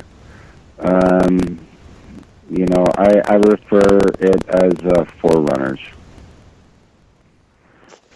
Yeah, actually, I don't know why I asked you that, because you just told us about two of your past lives that were earthbound lives, so I don't know why I asked you that. That was a dumb question, actually. But maybe if you trace way back. Starseed means your soul in this when you're born into this world on Earth, your last life was from a different planet. Correct. So yeah. Call me, whatever, man. Syrian, Arcturian, Palladian. But yeah, Syrian is my basic home base. Palladian, yeah. And it goes further back and back and back. Are you able to read other people and tell them where they come from? Yeah. Where do you think? I don't know if you can do it over Skype. Just talking to me. Where do you think? What do you think I'm affiliated? Which race do you think I'm affiliated with? I would need to connect with you a little bit more than this. Let me try just a moment, please.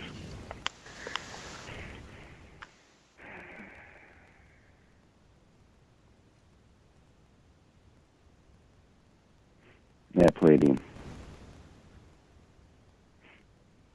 Nice. That's a good thing? Yeah. I don't really know. This is kind of new to me about that. All I know is that I may have been abducted and I see weird shit. I've seen a lot of weird shit, but I've never really gotten anyone to read me before.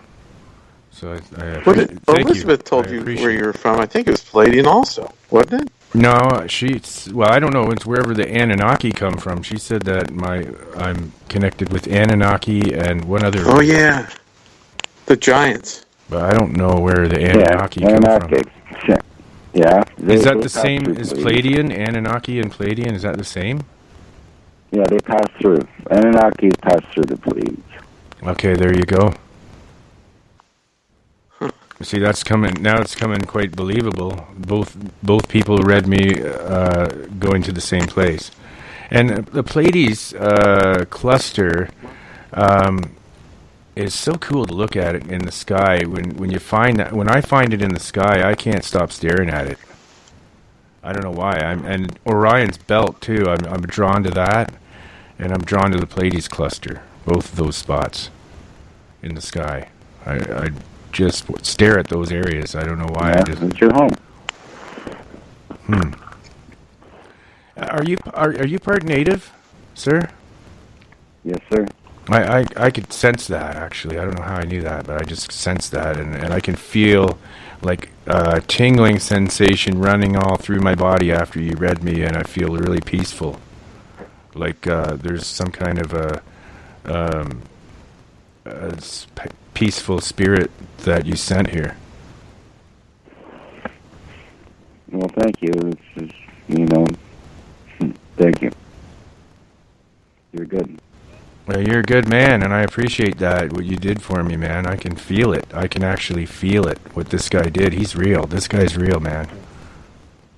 I totally believe you now. Like, when you feel it yourself after a reading, like, I've never experienced that before, what just happened to me. I've never actually felt something. You're speechless. Like, yeah, I've never felt something like that. I feel all peaceful now and mellow. It's really freaky, man. Wow, I'm blown away, actually. Well,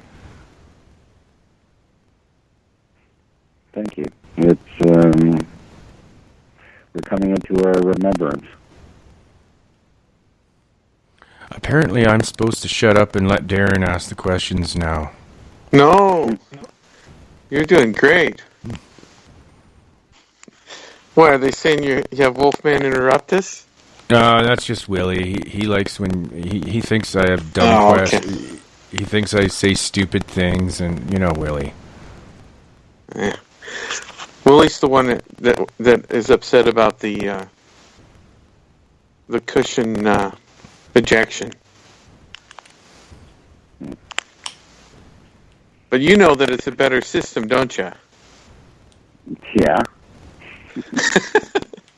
It's so funny. We're going from past lives and Palladians and to boomboxes. Yeah. Yeah, because the pop out wrecked the mechanism. Right, the piston activated suppression system or whatever. It was easier. Right, it didn't put so much pressure on the mechanism. Yeah, since they're made out of plastic. Not just that, but it would make a noise in the speakers too. The clunking noise actually read through the tape head and came out the speakers. So you wouldn't want to use that as a professional DJ. That's for sure. I remember having those doors fall off and then just putting the tape straight in there. And every once in a while it'd fall out, and then the tape would come out. Oh yeah. That's what I used to do, tear them right off of the damn thing, and then you wouldn't have to do that. You wouldn't have to have the thing pop out at you. Then just stick the tape right in there. That worked better, yeah. They're going back in style, tape decks and record players, by the way. Oh, yeah. LPs, man? Yeah. Turntables? Oh, for sure, man. You know what really pissed me off, okay, when CDs first came out, okay? Compact disc. They call it digital audio. Right, and so Panasonic came out with a 32-bit oversampling. Okay, so they tried to smooth over the harshness of digital audio. Still didn't work. That's why vinyl, analog, right, is true. See, I'm a bit of an audiophile, right? So yeah, there's digitized age. I'm not too happy about it. Analog, 100%, man. Right? That's when you get pure waveform. Right? So, not stepped. Right? It's not sampled. Right? Right. Anyway, that's my rant. How about, is there any digital that's as good, like the HD? I forget what it's called. Neil Young's player and all these new ones that's supposed to be just like vinyl. Oh, I'm trying to figure out a sound problem here, guys. I was told that our output is scratchy, but I can't. Not again. I don't know. It doesn't look like I can't find anything wrong. So. Is that what they're saying in the chat room? Yeah. Maybe the chat room's got some good questions. Maybe it's just too high of gain. I'll turn my gain down a little bit. It could just be distortion. There, I'll try that. But I can't find anything. Dennis, you got to have a song you want us to play for you. Myself? Do you have a good song? A good song for us to play? Are you a musician, by the way? I'm not a musician. Again, I'm an audiophile. I used to do a show, and one of the shows that I did produced was A Simple Man. You got that track? Simple Man? I'm a simple man. From Leonard Skinner, or? Yeah. Oh, Simple Man by Leonard Skinner. Okay, hang on. I'm trying to figure out. Everyone's saying there's static in the feed. I'm going to try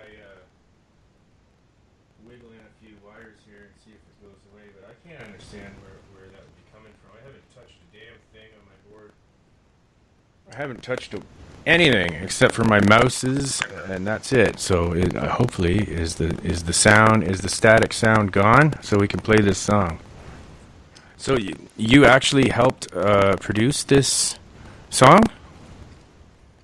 No, I didn't. Or recording it? This song. It was my theme song for the show that I did. I did All right. Simple Man. Oh, I did, okay. The big picture as well, but the Simple Man was a theme song of my show. I love that song. I do too. As a matter of fact, it's... Keep it simple, stupid. Wow, That's a good that tune right here. sucks, man. We still got static in the feed somehow. I gotta figure this out, man. Okay, damn, what the hell could it be? I can go back to ask him questions. I'm just gonna Go ahead, put a man. few wires Let me- here while they're... I'd like to ask you about religion. Go ahead. Is there a religion that's good? Is there one true religion? Are all the religions kind of Good the same? Good question. I find Let me try that. I find religion where that humans, it's helpful for humans to fall back on a belief system. What I find is the core belief system is pure and true. How the religious leaders turn it into, not all of them, some of them, turn it into an ego, power, and control thing. It's a problem, right? But I do not discount religion. I believe it serves a purpose. But it's where that humans may get drawn into cultism, okay? Where that they start to become controlled by the religion that they believe in. That's what I disagree with. But I understand the purpose of religion. I'm not religious. I can't agree with you more. That's exactly how I feel about it. Yeah. Do you think it's good to at least go to something? Pardon me?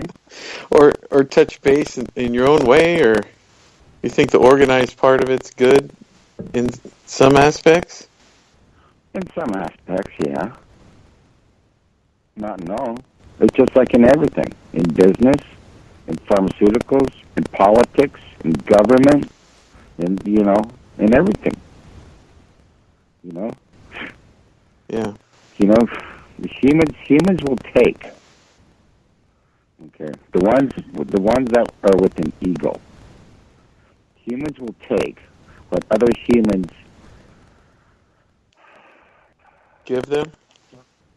believe in, and this is where they shift from a pure intent to their own intent. See, there's a big difference, and it's unfortunate it occurs. It does. All right? So, again, this is just my observations, right? Who am I to say? I'm nobody, all right? I'm just Dennis. Right? Well, we enjoy listening to what you have to say. I do, anyways. Well, thank you. You know, I enjoy sharing. Right? I can't get rid of this noise, so I'm just gonna. We only have 12 minutes left, anyway. So let's thank everybody and play a song and say goodnight. And thanks, Dennis. You made the show. Yeah. I really enjoyed hearing your stories, and I hope you call back sometime and we can. You could even be a guest if you want. I'll give you a whole show. God, yeah. You could have a whole show, buddy. Can we book you? Well, you can, you know, Tiffany's got my contact on Facebook now, and you know where to find me. And you know, it's pretty freaking late for me because it's like almost. Well, you can come on in our the morning earlier here. show, though. We have a Pardon 9 me? o'clock. The Monster Castle will be a better place for you. Yeah, that's the more serious show. And, Although this is yeah. a pretty serious after show. Yeah. Sometimes we get crazy on the after show, and sometimes we're you never know what's going to happen. No, I like. Sometimes you know, I like you guys. You know, I wouldn't have called if I didn't. So Well, you must have heard us on the other show. I was asked to come here. Actually, What's that? I was asked. It You was were requested of me Oh. to come here. Oh, well, thank you. Well, we I appreciate don't know who it. asked, but we Whoever sure asked appreciate you. Would you thank them, please, and say thank you very much? Yes. Yeah, Because that was awesome. already said. Thank you. Yes. But for sure, because I really don't do Spreaker. I'm basically a blog talk radio whore. Well, you used to have a show, or you still do? No, I do it. Well, I can log one on any time. But yeah, it was the big picture on blog talk. Okay. And yeah, I did it for like 4 years or whatever like that. I've heard of like that. out of the books right now because I'm taking a break. You know, I've heard of that. I think I've listened to a couple of those shows, and it was really awesome, actually. Yeah, that was. Are you on YouTube? Can you find you on there? No, I don't do YouTube either. Okay. I really tried it. I really try to work under the covers, right? Sure. But, you know, it's hard to do that when you're doing radio. Yeah. Well, our Spreaker is also. We also broadcast on TuneIn. You can listen to us on the TuneIn app. You can find us there. Monster Castle Paranormal too. When we go live, or else it'll play the last episode. But I don't know about this show. I think this After Hours show, I think you have to find it on Spreaker. But I'm not really actually sure. And we're also on YouTube. Jeff would know. Yeah, we're on YouTube. Yeah, this one right now will play on TuneIn. We can change it, but the last show always plays. Yeah, you guys are on Facebook too. Right. Yeah. Oh, yeah. That's right. Yeah. Yeah. So yeah. Because I don't know how to friend you from. Oh, yeah. We're on there. You can just message us. And Twitter, too. Yeah. I don't know if you well, have a I don't Twitter. do- Do you have a Twitter name, sir? No. No. I don't do Twitter. Tiffany asked me, and I do not do Twitter. Okay. That's fine. That's all right. And I try to keep things simple. Okay, well, if next time you want to call in, can you search? Do you use Skype? Yeah, I got Skype. Okay, search for Wolfman Mike 47. All right. That's all in one word. Wolfman Mike 47. Yeah, and you'll find me on there, and then I'll friend you, and we can even just chat through the Skype chat, and that's private. Sure. Nobody else can see it.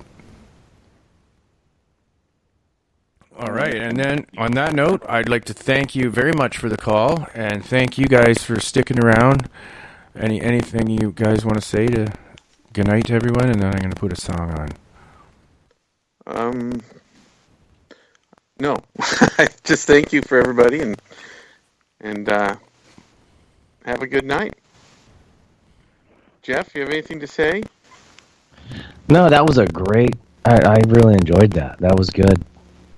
You don't want to call names to anybody or nothing? Nothing funny? I want to say goodnight to Willie and hope he's not really mad at us. I hope he gets his cushion eject. I think he should really reconsider the cushion eject. I think he might forgive me if after this song, if I play a Beastie Boys for the last song after this one. So I'm going to play 2 songs.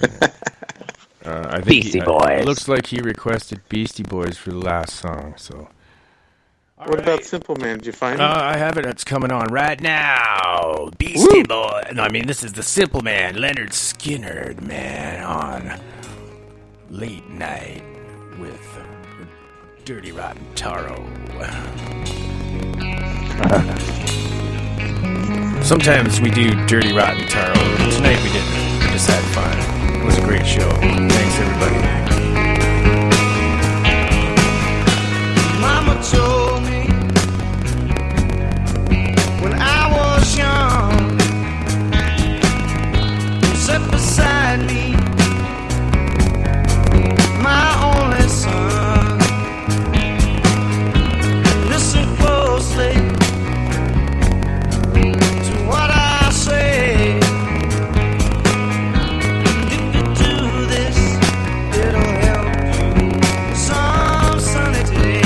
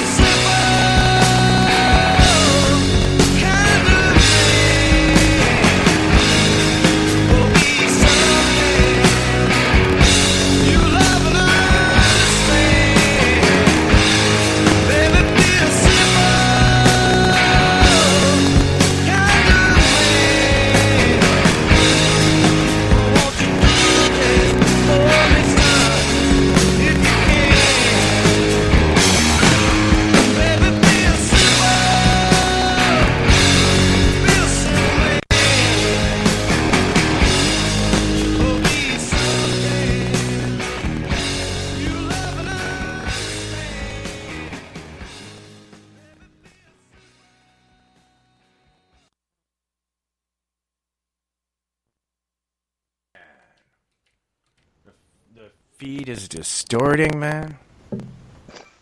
Well, it's like it's too loud. It's really odd. I don't know why it's doing that. Oh, man. That really bothers me. I don't know if I'm going to find this song. Oh, I found it. Wow, cool.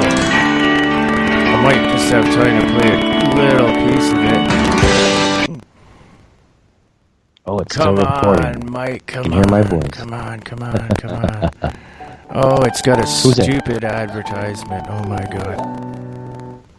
Wow. Why are we still on live? Why can they still hear us? There's only 19. Oh, they can hear us. There's only 19 seconds left, and I'm sorry, Willie. I tried to get a piece of this song on, but it is got a damn commercial in the front of it, so that's it. We're gonna run out of time right now. See you guys. R or is it Spreaker? within R? R's or Yeah, it's within R, man. Spreaker? I never used that. I don't think. How much longer are we going to be on? And they spin round, and those creatures. It was just wheels in the sky, wheels within wheels, all giant. I saw wheels in the sky. I saw lights, and they were spinning. Wheels in the sky. There is only one source that can have wheels in the sky. Wheels in the sky. There's one type of wheel in the sky. Period. Ezekiel chapter 1, wheels in the sky, and nothing else.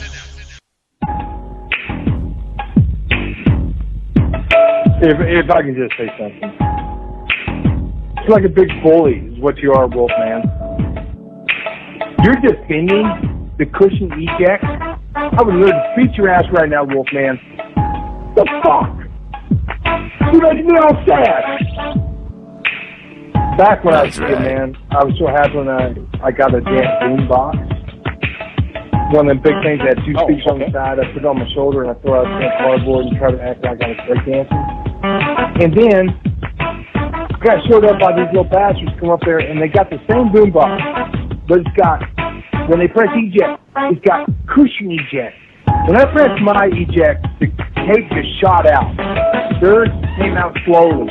And they had other things to adjust the treble, the bass, the left to right speaker for the mono speakers. But it all sounded fucking same. And they're sitting there screwing with their shit for 30 fucking minutes. When I could put a tape in, I could press play, and I could play dance, and I could stop it. I could eject the tape, and it would fly out there, and I could change another fucking beat. And these jackasses over here messing with their cushion eject and their treble bass line. Fuck you guys. That's what you're doing, man. You're fucking the slave to the fucking technology. You're buying into this bullshit. If you had fucking brains, if you had any old school in you, you could do it like we used to do it. Just press play. Enjoy the eject button. But shoot the shit out. You don't need the cushion eject. You lost your old school. You turned into Britney fucking Spears here. It'd besmirching your name. Call yourself Wolfman. You fucking sell out, and you make all these excuses for bullshit reasons for your cushion eject. I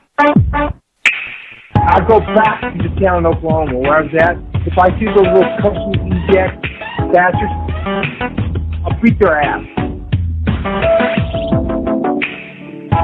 Those bitches that had the cushion eject, and they see people look down at me.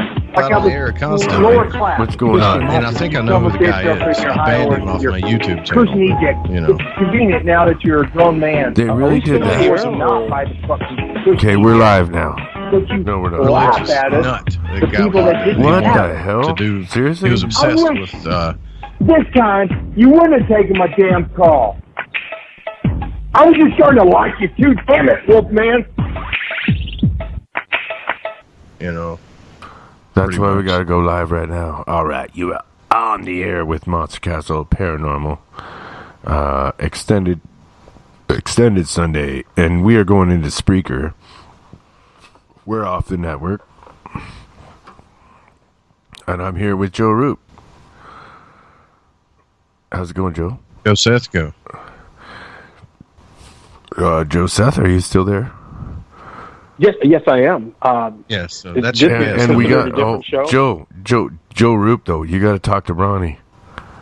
Ronnie, I'm here. yeah, you got to tell Joe a little bit about what happened to you, man. He doesn't know. Oh yeah.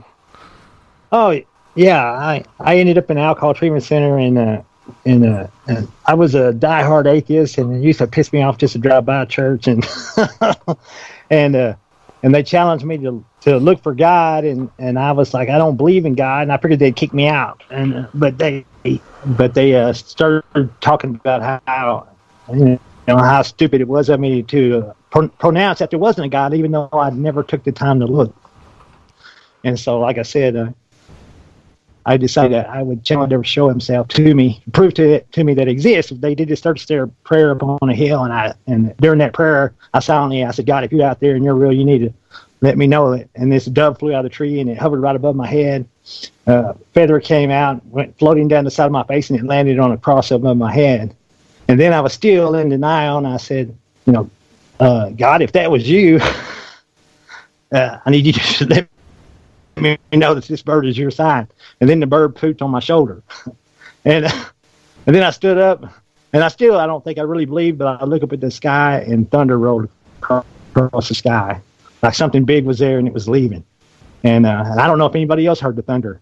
And it sent cold chills in my back. And I knew right then that something big, I don't know what it was. I don't put God in a box like some religions do. Yeah. Well, yeah. I believe maybe in it God, was but your I higher ain't going to self. say I'm a Baptist or, God can be whatever God wants to be. I just know God is God, and Ronnie is Ronnie. And I'm wouldn't spiritual. sell I consider yourself myself so short, spiritual, but not Ronnie. religious.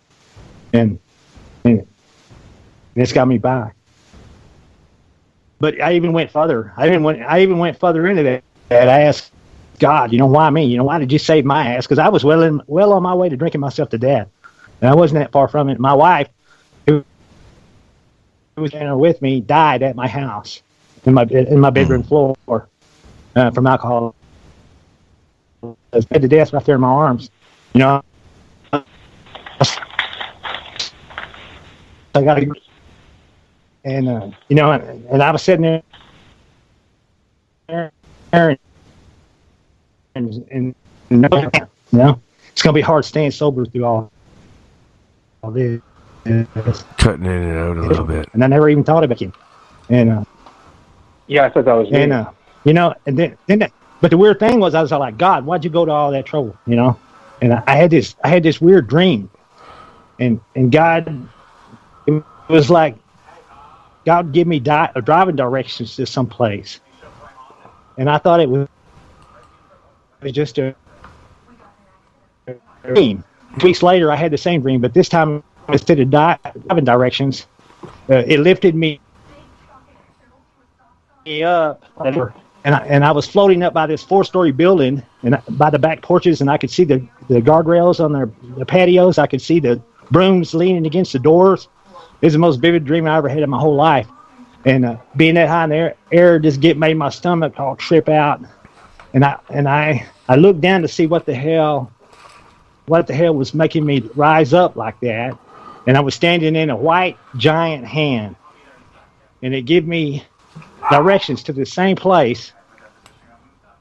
And I know I was supposed to go to this place whenever it's time for me to go there, and they told me exactly what to do. And it's like I've been given instructions on what to do. I don't know when it's going to happen, but whenever he puts me in that place, I know exactly what to do.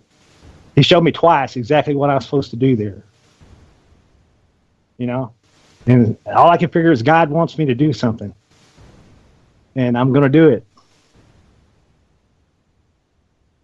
When he puts me there at that place, I already know what to do because he's already showed me what to do. And it's nothing mind-bending. He just took an old alcoholic that was well into drinking himself to death and brought him up. And that's kind of the way God is. He uses the worst people for the important shit. Noah was an alcoholic. He built an ark. Weird shit, but that's the weird thing about God is He uses the worst people. And I tell you what, if I ever found myself in that place where He showed me, I already know what to do. He already showed me what to do. It's nothing amazing. It requires no miracles. It's about a person being at the right place at the right time, and anybody could do it. That's a whole different Ronnie than I ever heard, man. Wow. That's different. And, as far as proof goes, Wolfman, I mean, let's say the Jesus story was real. Let's say it was just for a second, right? And then the man's name actually was Yeshua ben Joseph, right? And he came here to tell us what we were really here for and who we really are. And he told everybody, proved everybody he was God incarnate, or the ultimate consciousness, right? However you want to say it. The one time the man did try to prove himself to all these people that need proof, what happened to him? And do you think that wouldn't happen again? Anytime anybody, or if God ever did want to come prove himself to anybody in physical form, it would be the same thing. They'd say he was the devil, or they'd kick him across the road, or Didn't they'd make the a Shroud of mockery Turin? him, Doesn't the Shroud of Turin kind of prove that though? The Shroud. That's why I had that show about the Shroud of Turin. I was hoping this guy would show the evidence of the Shroud of Turin, because this thing, the scientific analysis of the Shroud of Turin is unexplainable. And I'm thinking this guy that disappeared in Brazil there, if there's evidence of the same sort of possibly anomalous event, and evidence of the tapestries or any fabrics or anything in the room. Did you hear about that when I was telling you on my show that they found just a few days ago a chalice or a cup that had writing on it, and it was written in Latin and it said Christ the Magician on the cup.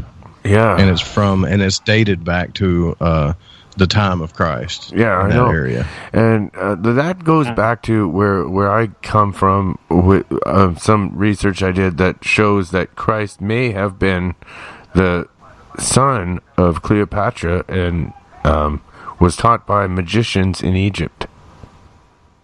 Yeah. And I'm not sure if that's true. Jesus Christ is a Greek name. And the Greeks translated it into. They put that in the New Testament, but that wasn't the man's name. He was a rabbi, and there's even Hebrew books that talk about how he was an evil magician. I don't know, but I know he was a magician, and he had magic. And whether it was mind over magic or sleight of hand, I don't know. But I think David that. Blaine. I mean, you got people like, what do you call them? Dynamo walking on water. I know how they do it. I know how they do that. But it's, some people are fooled by it. I don't know, man. We don't know. Trying to define it is crazy. I think we should stick to what they're doing now in science as far as quantum physics and all this stuff goes. And, as far as evolving the planet as humans, we need to cut religion out, I think. Personal spirituality, though, is quite okay. I think it's a good thing. Where did Joseph go? I'm still here. I'm just because since we're in the Spreaker mode, that makes it a different show. So now I'm just another person on the line with you guys. So I'm trying to be. You can swear and stuff now. You can swear all you want. It's on my network. And I know you don't think astrology's real, Joseph, and I know you got a lot of books you got to read. But no, I don't believe astrology is real. If you ever want to pick it up, you know who John Anthony West is, right? No, I do not. Who was that, or is that? I don't know. He's a satire Egyptologist. He did the movies, The Magical Egypt, Magical Egypt, and it proved all the. Sorry. Yeah, he proved all the archaeologists wrong about their timelines and all that stuff by showing. But anyways, he wrote a book called A Case for Astrology, and he wrote it in a way as if he was in court to prove that that there's something to it, based on what the Egyptians wrote, not what we do on the newspapers and stuff. It's pretty. Personally speaking, no, I still don't believe that astrology is real. Because in ancient times, you hit the nail on the head. Ancient Egypt, they did not have the knowledge of science that we do today. They had the concept slowly. Of course, star means basically wandering planet, if I understand correctly. I forgot which ancient Greek person that coined the term planet. I forgot who it was, or stars, I should say. But back then, they didn't know. Again, like I said before, they didn't have any better science that we know today. They didn't have the tools of science that we do today.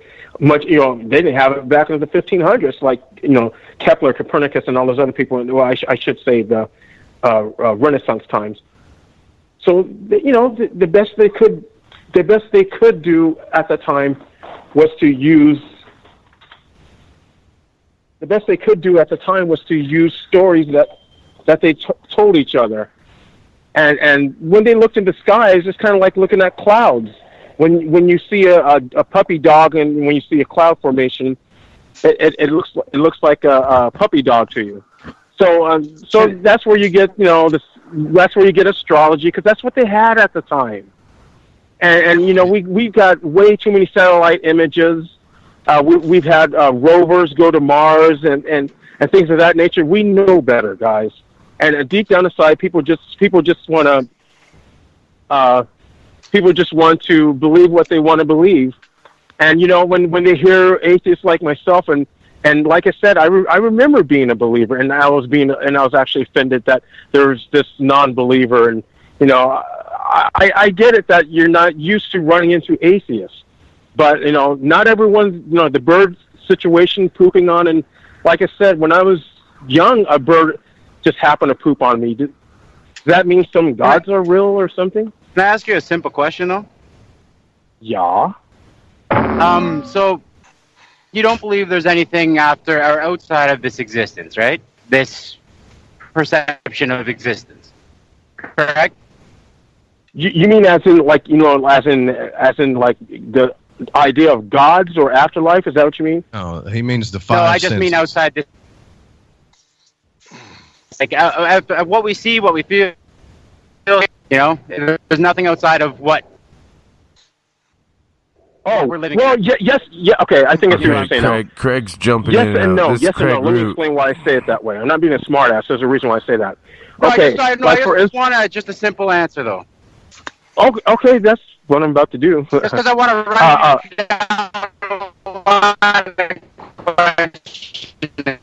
Craig's Skype is screwing up, man. No. Yeah. As I was saying, he's kind of cut. Okay. Like for instance, atoms. We can't see atoms with the naked eye, but we see the effects. From microwaves to weather and things of that nature. But now that we got the electronic microscope several decades ago, we can actually see atoms, well, at least effects of atoms anyway.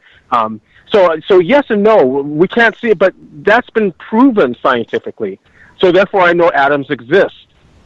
Now, until you show me some gods, and I'm using plural. No, wait a minute, okay. Because everyone's still using the word God because we're used to in Western society. I understand what you're saying exactly, okay? Okay, I got one for you. I got one for you, brother. Okay, wait a minute. I got one for him. I got a stumper. Well, can I just finish this line of questioning? Go ahead, Craig. If you don't mind. I'm sorry. Okay, so this existence, like, right, they can calculate the Big Bang down to the last milliseconds, right? So you believe that? Well, yes, no? To the best of their knowledge. Just simple. Yeah, right?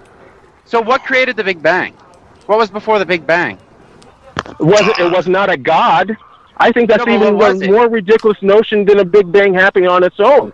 So some god is just hanging around in eternity. I think that's created the universe. That doesn't make any sense. But I'm not speaking about like some entity that sat there and said, "Okay, Big Bang." But like, just what's beyond it?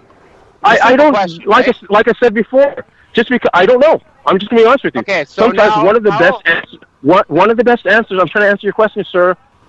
Sometimes one of the best answers is I don't know when you don't know. That doesn't therefore equate there's a God. If someone stole my lunch at work and I didn't see the person, it must have been a leprechaun that stole it. That's from an atheist standpoint, with all due respect, sir, that's what it sounds like to me. That You're sounds assuming like my you should point, be though, right? committed Yeah, to a but psychiatric anyways. hospital. Yeah, right? I Right, digress. Joseph? Go ahead, Mike. Right? Sorry. It sounds like you should be committed to a psychiatric hospital from a professional point of view. Thorzy. No. Who's that? What Craig is saying is that you don't believe in miracles as long as you can get that one miracle that you can't explain. Then Well, you that's can not a explain miracle. That's everything else. science. That's science. That's not a miracle. It's science. It's just to the I point don't of the know. Big Bang is what Obviously, it none of us. Obviously, none of us were there when it happened, but it doesn't therefore mean it's a miracle. By the way. And see, this is part of science, and I know it drives believers or people of faith, religion, whatever you want to call it. You guys are still believers from an atheist standpoint.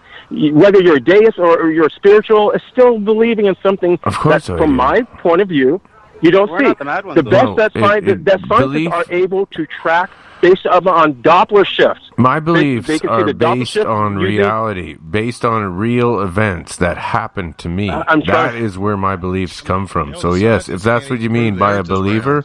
then I am a believer. I believe what I see. Okay, Right in but, front of my okay, eyes. you guys, can I say this? Just because I say that, I'm not trying to offend you guys. I'm just saying that's what you guys are. You do believe. You believe in something. It may not necessarily be strict Christianity or whatever denomination, but you do believe in something. You guys admitted it yourself. So me using the word believers, it's not pejorative. It's not meant to be negative or anything like that. Because the truth is, you guys are believers. Now Man. you believe in. If you know what I different should things, have but done. Nevertheless, you still. One of these didn't you guys times. say that you believe in such and such? Joseph, You we gotta guys are have the one someone who used else that on word. your team, eh? I'll get you someone else on your team. The next time, we'll get the famous caller from Art Bell, the atheist, on with you. Oh, I work alone. I mean, that's up to you. I mean, it's your show. I mean, if you want to get someone else on, I personally like to work by Oh, man. myself. This guy I've done was that team thing, and I'm not so good at it. this guy was unbeatable. I'm not so convinced in science. I mean, every time they prove something, something else gets shown that it's not real. You know, just Well, okay, I mean, I love science. Well, you know, even okay? even I do, science but I don't says think it's that there's based on something proven giving things. order to chaos. There's always, every time technology lets us look a little bit deeper into the atoms and stuff like that, there's a whole nother order to the chaos that was already there pre-existing. And it's like, wow, you know, why is this like that? Why is this like that? Every time we get some new technology and we're seeing some, and you know, I've read where some guys like say, man, you know, this science may one day prove that God exists. Not yet, but this guy believes. Which that gods are you one day talking it's about? I possible. forgot your name, sir. I forgot your name. Ronnie. Ronnie, that's it, Ronnie. See, Ronnie, which gods are you talking about? Because you're just using the word God, and for me, as an atheist, to me, there are several notions. I don't believe in any of them, but there are more than one. There are more than one beliefs in the Judeo-Christian viewpoint of God. Which ones are you talking about? Okay, are wait you, a minute. Are you meaning like Ronnie, God as in Ronnie, Jesus Christ Ronnie, kind of God, or tell him about your goblin attack, and maybe he'll figure this out. no? I'm being rhetorical. Actually, I'm being rhetorical. I'm Mike. thinking it, Ronnie. Explain your goblin attack to him, and then maybe he'll clue into where we're coming from.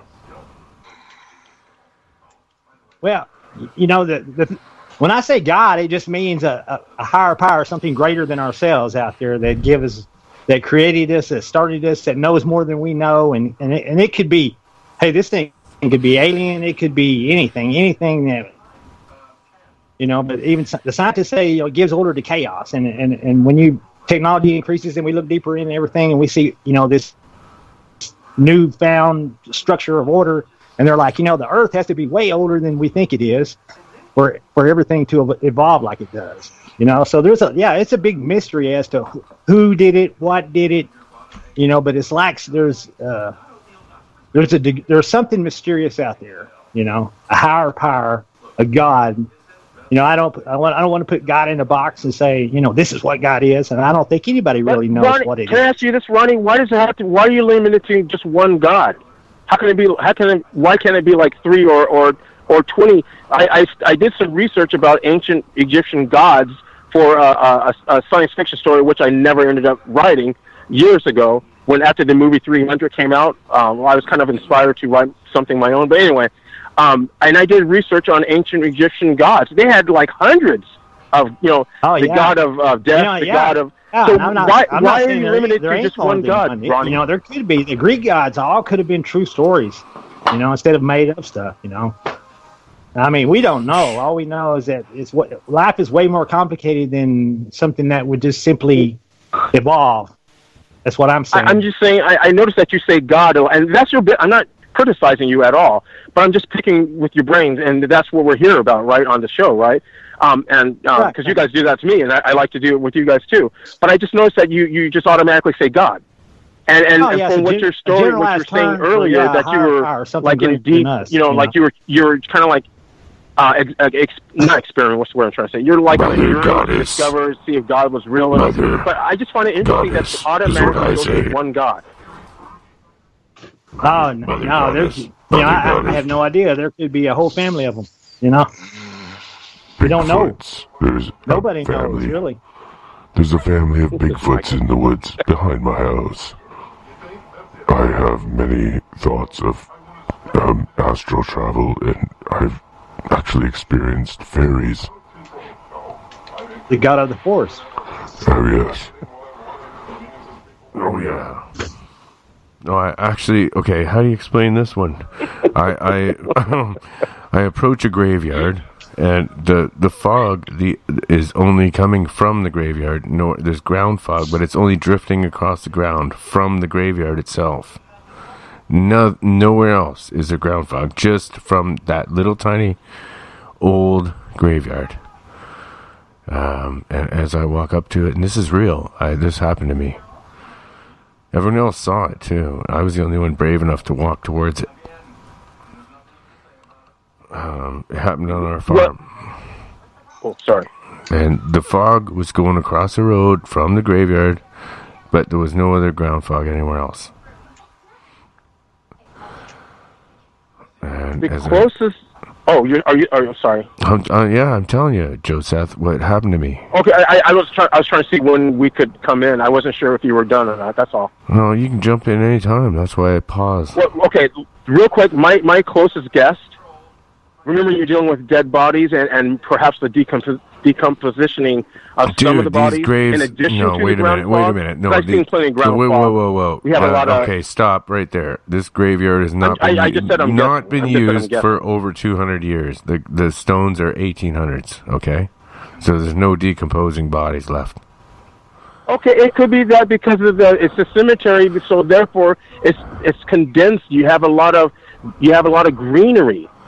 It's a desert, and it's like a desert, man. Dude, when you look around cemeteries, it's not so much grass. No, it's like a desert. It's like a desert. The farm is like a desert. It's very. Everything is very, very dry and dying. If you don't irrigate, then it will die. In the middle of summer at that time. It would all die. In Arizona. And we don't irrigate that side, so there's no moisture there at all.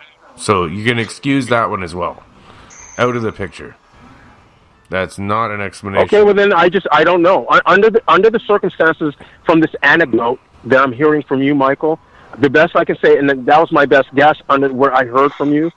So without knowing other situations, which I normally try to get, because when I do my own informal investigations, because I basically do, I don't know. But that doesn't therefore follow that it's some kind of supernatural thing just because I don't know. Dude, there's friggin' smoke coming from gravestones from the 1800s, but nowhere else, drifting all around my feet, and you're telling me that's not supernatural? I personally don't. Again, I am a skeptic. I told you this when we first met. I am a skeptic. No, I do not believe supernatural. But based on what you're telling me, that's all I have to go on. Okay, how do you explain? I would have to be there myself, or I would have to. All right, how do you explain a fireball in the sky chasing me through the freaking tobacco fields? How do you explain that one? And shooting down, and it's but shooting I also don't want down. to offend you because This thing was shooting down. Okay, it's shooting down beams of energy, like Star Wars. Zap, and there's this like triangular freaking zap. Like lightning. But in between the triangle, shut up, Kurt. I was not. I was irrigating my tobacco field. And I had a 2-hour loss of time as well. But the thing zapped like a triangle, and it was like lightning. But in between the triangle was like almost like a tie-dye, sort of like a blue and white cloudy effect. But it went zap like lightning. I don't know how to describe it any other way. It was like something out of Star Trek, man. I should try to do a visualization and make a thing for people to see. Maybe record it. Next time it happens, maybe record it. No, next time it happens, things like that just don't happen again, man. But that's just it. It just if you guys could take from a point of view from a skeptic. Maybe if I don't use the word atheist, that might help. Be a little bit more palatable for some people.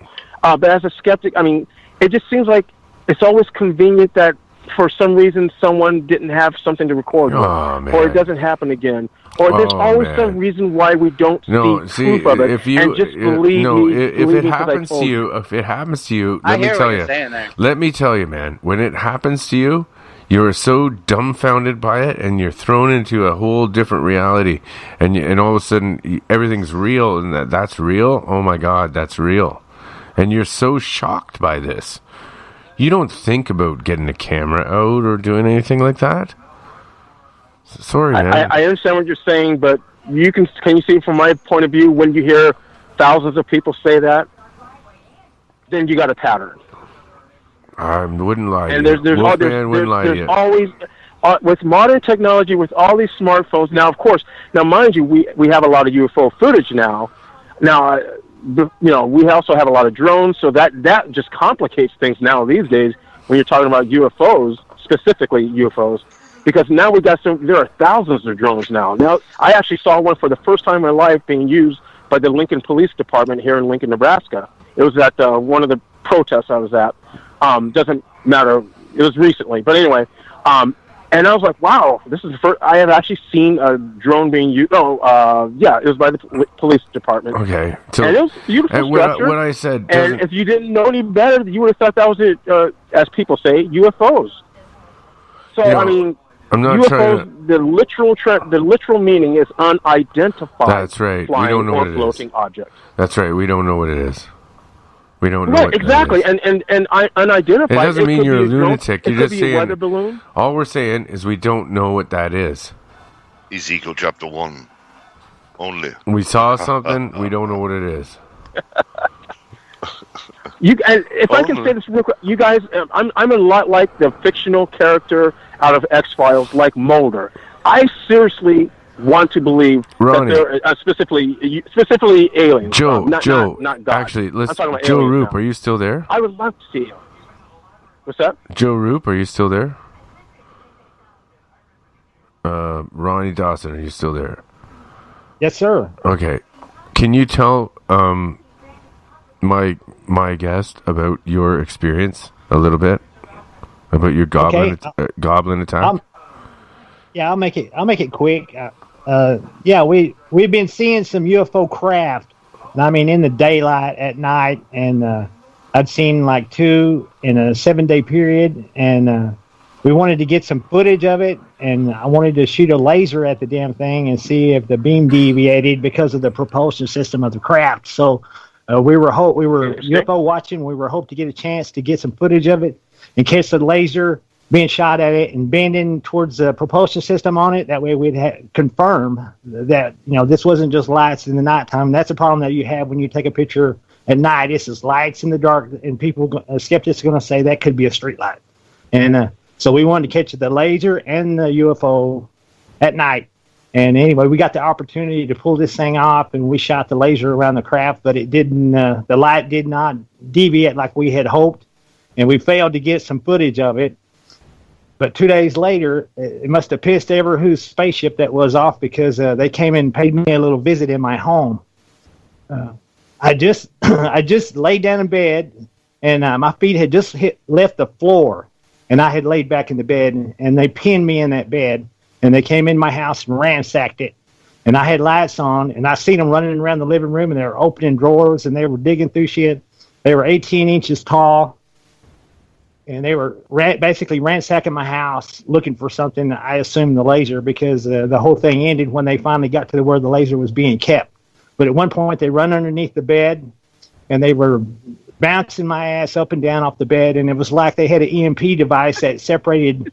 My mind could tell my body to jump out of bed and yell and grab something to hit them with, and I could not move. They had me absolutely frozen in bed. And my cat that was in the house too ran in there and jumped into bed with me, and when they started bouncing the bed, he took off. So I was watching all this going on, and finally, when they finally left, my body was acting. My body jumped out of that bed, and I grabbed a golf club, and I cursed at them, and it was like they had broken up the signal between my brain and my muscles. And when they unfroze me, I just acted on something that I tried to do like 5 minutes earlier. And I went on a big alien hunt in my house trying to find these damn things. Really pissed off, and I was going to kill them, man. I was going to have some proof that aliens exist, because I was fixing to kill one of these son of bitches. And were they more like the lizard kind, or more like grays, or because the prevailing viewpoint of aliens is like more like I've never seen anything lizard type, like or the grays. No, they weren't like your typical gray aliens. These things were, they had a battle armor or an exoskeleton on them, right? And it had like a humanoid face. And I never did get a good look at his hands, but his arms were really long, and I'm not so sure that it may not have been part insect. And I seen him move at such amazing speed. Your eyes couldn't even focus on them when they were moving. But when they stopped, you could see them clear, and they run on all fours, and they stood on two, and they moved so fast that your eyes couldn't even focus on them when they were running. But when they stopped, you could see them. And then they run up underneath my bed and started bouncing the hell out of my bed and trying to dig through the mattress. And I had claw marks underneath the mattress. They had tore my box spring cover. There was claw marks. What did you do with the mattress? Can I ask you, Ron, what did you do with the mattress with the claw marks? got rid of that son of a bitch, because I was afraid, as much pulling and stuff as they had done up underneath there, I was afraid that they dug something in there and hid something. I would have kept it for proof, part of evidence. You see what I'm saying? What?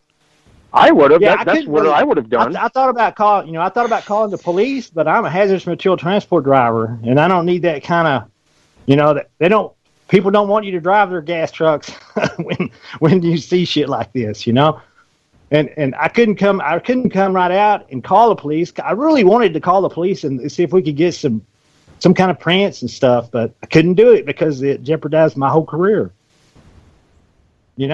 I have heard about that. People's careers being ruined. Yeah, there was two people I could tell. Now people are actually making careers off it. Yeah, and it was like, it's not something you can't really tell people. It's sad that it is that way.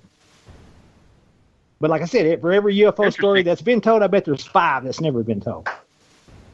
Well, real quick, guys, this is the closest thing I come to a UFO, and I'm going to use the word story, and you'll see why. This will take a few seconds, I promise. My first wife, years ago, and we were driving in a kind of a more isolated area in Lincoln, Nebraska. Is by the airport, and we were driving back home, and it was late at night, and I saw some kind of flash for sure, and I think she saw it too, because we both oh, what was that? And we kept looking, and this is about like 15 years ago. So that's a long time ago. And we were when we were going back home or going back out, whatever. That same night, come to find out it was fireworks. It was not 4th of July, United States. It was. I don't know what the occasion was, but it definitely was fireworks. It was like, oh, and I was disappointed. Like I said, guys, that was a miniature investigation, and it was at that time for me specifically. It was a UFO because I didn't know at the time that was fireworks. And when I found out, I accepted that it was not. So, I mean, yes, I would love to see aliens, whatever form they come in. Whether it's, whether it's like a single cell or... Go to Google and look at Ronnie Dawson UFO, and I put some original pictures there that I got from a year after that incident happened. I seen 3 different craft, and they flew a mothership over the top of me. They had to be an eighth of a mile wide and a half a mile long, and I actually got some footage of it. And you can go to Google and type in Ronnie Dawson UFO, and it'll show you those pictures. And on the surface of that damn thing, from a half mile away, this thing is as tall as a telephone pole. It's this huge insectoid creature standing there on the surface of this thing. And I've had experts from all the world look at this footage, and nobody's been able to debunk it. They've told me what camera I used. They told me what software I used to brighten the picture, and nobody's ever disproved it. And there is a picture of an alien on it, not a little gray alien like everybody thinks there is. I'm not even so sure that those things are even real. You want to see a real alien? You can go to Google. What's your last name so I can look it up? Is it Ron or Ronnie? Ronnie, Ronny. So I can look it up. Dawson UFO, and I guarantee this thing. Everybody in the world has researched this thing, and it's original for the camera. They told me what software I used, and they told me what degree I brightened it, and that's all that's ever been done to it. It's never image creation software has never touched it, and they can confirm that. And and I've had some world class people look at this thing. The American Skeptic Society wanted to study it, and I turned it. I turned the original images. I noticed that you said they wanted to. Did they actually study it? Investigate it? Yeah, they asked me if they could take a look at it, and they wanted the original footage, and I sent it to them. What was their conclusion? I never heard another word from them. They said it wasn't enough evidence to be conclusive, or something to that extent, but they certainly didn't say it wasn't anything. Well, it's not quite the same as confirming that it happened, but it is intriguing that they said that it was not enough to, it depends on where you're coming from. Everyone's biased, let's be honest about it. Yeah. If you want to believe, you're going to say it proves that it happened. If you're a skeptic like me, it's saying something's not conclusive, enough to debunk, it's not quite the same as confirming that the event happened. I absolutely. That's just my view. They're working hard to confirm. One of the pictures I have has a starfield pattern in the background, Joseph. and they said that the starfield pattern I captured along with the footage that I captured shows that this thing is bigger than anything we got flying in the sky. And then that's there on Google too. When you see it, looks like a starfield pattern underneath it. Real quick, here's another one. Okay, that alien convention put on by History Channel when I was in San Jose last year, back in October. This is what's interesting for me. A couple of the staffers at the convention, a young lady, a friend, a boyfriend, whatever he was, they said they had gone to, where's Area 51? I always get this two mixed up. There's Roswell and Area 51. I think it's Area 51 they said they went to. They didn't go to it, but she lives close to it, and she took her binoculars, or whatever it was, telescope, whatever. And according to them, and I want everyone to hear this is important because it has to do with the date and time, so that way we can at least measure something. She said every Wednesday night she would see lights around Area 51. And I was like, what do you mean late? You mean like in the AM? She's like, yeah, kind of like bleeds from like say 10:30 or 11 o'clock to, I guess, like past 1 in the morning or 12 in the morning. Area 51 area. So Wednesday night, guys, whoever's close, if UFO Bros, I follow them on Twitter too. I think they may be checking it. I don't know. Those guys are funny and serious, but you got to take them seriously too. But anybody else who may be close to that, seriously, Area 51 Wednesday nights that bleed into Thursday mornings. Look for lights in that area. That's what I was told by the staffer who lives not far from Area 51 when I was at the Alien Con in Silicon Valley last year. Now, I just have her words to go on, but that's what she told me. But anyway, it gives us something. We have a time and we have a date. Well, no, well, not date so much as a day. So that at least we know to check for, there's a window of time that anyone that's near Area 51, check it out. I mean, it doesn't hurt to investigate. Like I said, I'm a skeptic, but I'm not a debunker. If I can see proof, fine, show it to me. But it'd be great if someone, and use my other Twitter feed, Joseph Moore, not the Master Mastaba, but please send it to me on Twitter, Joseph Moore. Most impressive. Just that simple on Twitter. And if you have any proof of that in Area 51 on Wednesday nights into Thursday mornings, please tweet me. And I hope the government doesn't do anything. I find your lack of faith disturbing. Indeed. Yes, but I'm just so saying do I. that's the closest clue I've gotten from anyone about Area 51. Yeah, really? the thing about lights is, and the problem I've got a lot of pictures of lights, and you got nothing. I mean, I've got video of light sequencing and stuff, but then again, it's nothing. They could say it could be military flares. They could say it could be lights from a DC-9. It's just you can't really prove anything with pictures of night lights in the darkness. It just. Especially these days and age when you have a lot of airplanes and satellites. I saw the International Space Station a couple of times. Yeah. It looks like a plane, but just a small dot. Your midichlorian level is low. Yeah, we got a lot of satellites up there too, not just drones. There are also satellites that we can see late at night or early in the morning. So really? you got to factor that in too. So I mean, because we live in a high-tech world, so. When you see UFOs, everybody, you got to the scientific method or part of that is deductive reasoning. Kind of go down a list of what it could and could not be, and could it be a satellite? Just make believe. And if it is a satellite, do you see strobe lights? Well, then if you see strobe lights, it's not a satellite. So it's like we're like Peter Pan, we're like Peter Pan. So like we're everyone's just make believe that these things are abducting us, and we got shit in our arm and stuff like that. Anyways, I don't think you mean as far as that has nothing to do with religion or anything. But you're a skeptic, and we're talking about UFOs now. So this is a whole different... Right, we shifted to UFOs, right. This is a whole different subject. Yeah, you're right. It is. You're absolutely... I definitely agree with you on that one, Michael.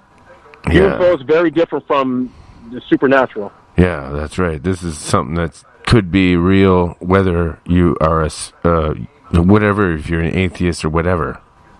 It doesn't matter. Well, the atheist, that's more religious thing. No, that's right. It doesn't matter. When UFOs are abducting people... And this is really happening. It doesn't matter what your religion is. It doesn't. Yeah, it doesn't matter. I don't think the ET care. They don't care. They don't care. Well, so. I was just going to suggest to people, if I can, real quick, Michael, and everyone else. Like I said, a couple times I saw the International Space Station. Try to rule these out. If you do see a UFO, that's awesome. Try to record it, but just keep these in mind. When satellites, you can see in space sometimes they're just like look like a star. Just they go faster than they go slower than a plane in the sky, but you can definitely see the arc. But you cannot see strobe lights. That is most likely a satellite or the International Space Station. So rule that out. And strobe lights. That's very important. Does it look like it's like 30,000 feet in the air? Because our planes fly that high. If you see strobe lights, and especially contrail, most likely that's a jet. Try to rule that out. Drones. If you see drones, some drones don't. Most of them do have lights. Pretty much all of them, don't they? They tend to have lights. Listen for the sound of the whirring sounds of motors.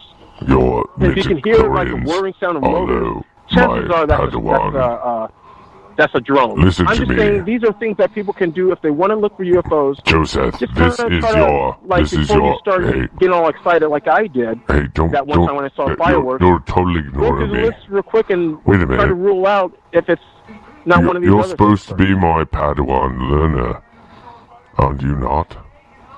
This is the Dark Lord of Star Wars. Hello, Joseph? Darth Vader? Yes, it's the Dark Lord from Star Wars, yes. Darth Vader's boss. Yes, I'll be seeing you in a few his days. stinking boss, yes. Your midichlorian level is getting low. You need to ingest another victim. Interesting. Yes. You should be a voice actor, Michael. Your midichlorian level is very low, Joseph.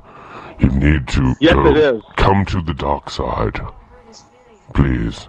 Some say I Come already to the am. dark side. We will show you energy. You will He does that pretty well, doesn't he? You Seriously, will dude, you can be a find voice actor. the energy you deserve, and you will be nurtured with this dark energy. Sounds kind of kinky. That's pretty good. What the actually. hell? I don't know what's going on, man. Yeah, what just happened, man? It's Wolfman. I'm back. Wolfman's back. Oh yeah. All right. Yeah. Man, what was that? What the hell just happened? I don't know, man. Shit, that was crazy, Possessed by the man. Dark Lord. Sound like it. How quick he came back. I don't know what that was. Anyway, yeah, that was groovy though. Oh man. Most impressive. Yes, indeed. It Astral was. projection there? Most impressive. Hey, if you guys don't mind, can I just finish my my line of questioning there? Yeah. That wasn't against you, eh? Like, I wasn't presuming anything. What my point was that. No, I didn't think that. I honestly didn't No, think I know that. it's okay. Okay, but my point is just Yeah, that yeah, it's sure. unexplained, right? So when people have these experiences, like where they can't explain it and they assume it's something, right? And they're just religion's the way to explain that, you know? Yes, I agree. But atheism, my point is don't you think atheism is a bit of a closed-minded way to think about it? Because if you can't explain it, doesn't mean it doesn't exist. It just means you don't understand. We're conflicting kind of a couple of things. That's why for one thing, there's supernatural and there's aliens. Aliens fall more under the closer to the paranormal. That's why I just said a few minutes ago to Michael or whoever it was I was talking to. When it comes down to talking about UFOs, I prefer to use the word skeptic because when you say atheist, and yeah, I'm a strong atheist, I will always be an atheist.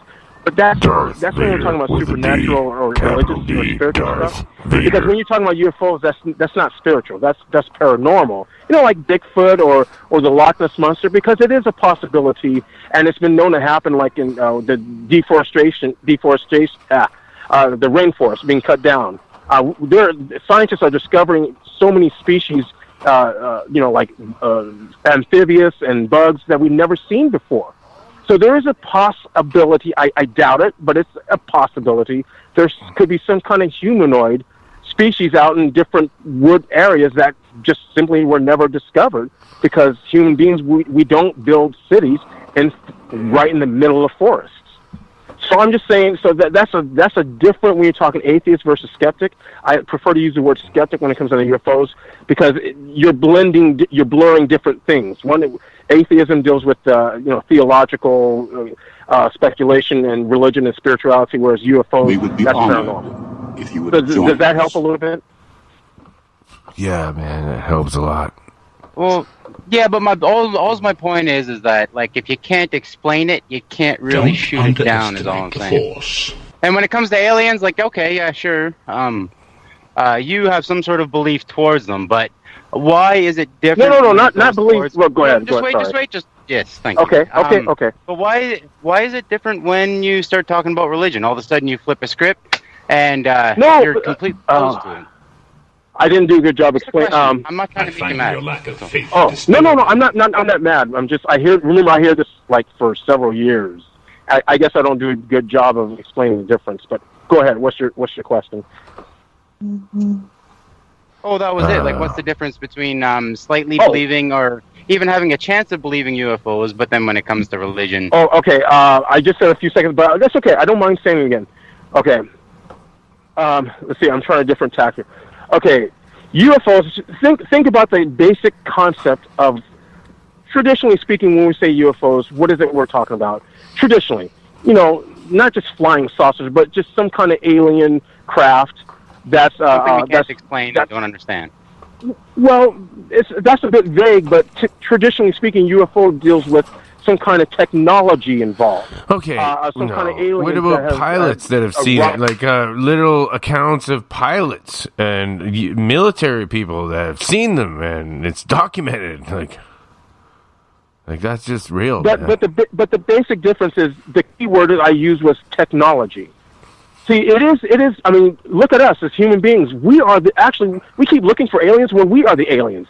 We are the aliens. I agree with that. We are. Now you're coming down to it. Now we're coming down to it. Okay. Mars. Okay. Now we've arrived at you know what? That's you know what? Proper. Fuck, man. Now you're coming down to it.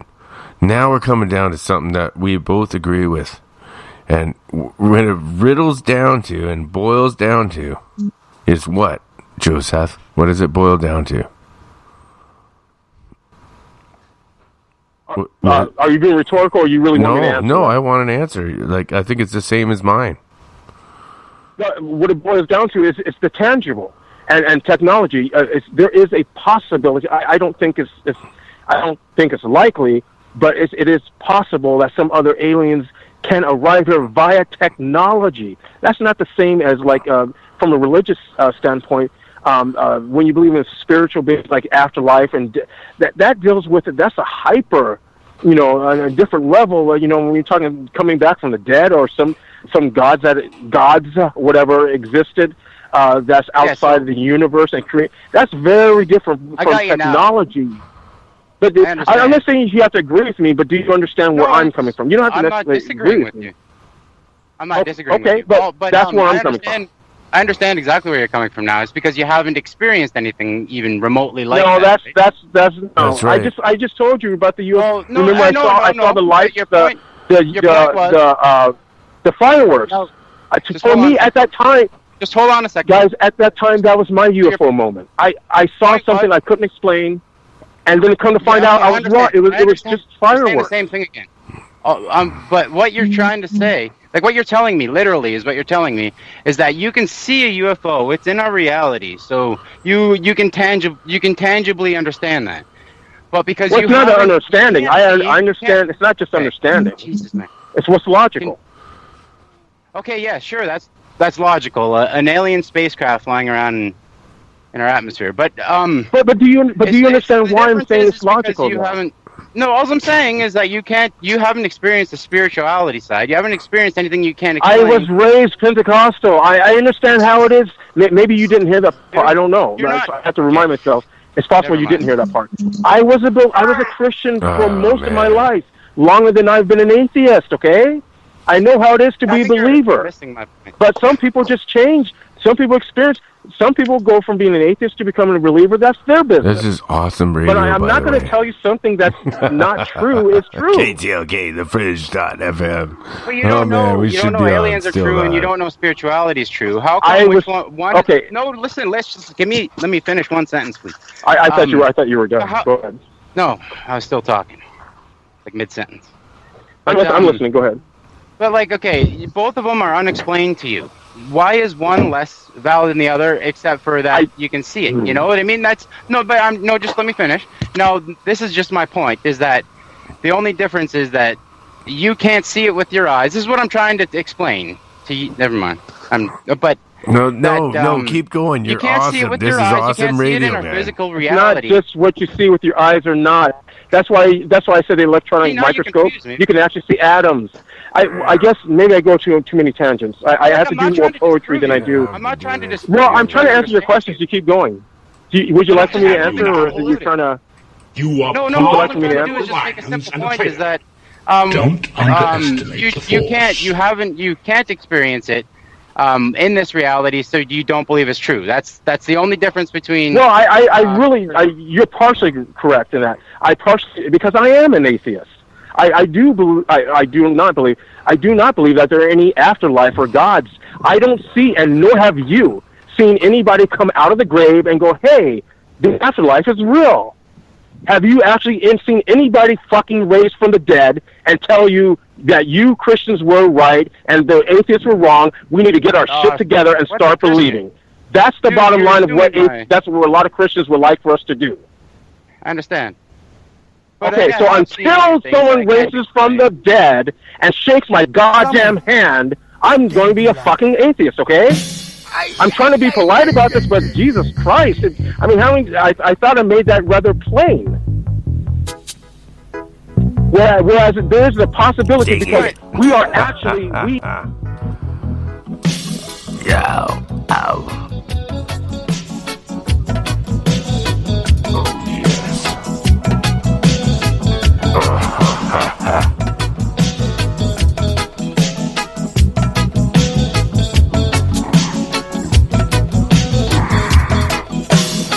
Ambola Parafina. Yes. Yeah. Kingston, J.A. Fighting and fussing and fighting. No more fussing, no more fighting.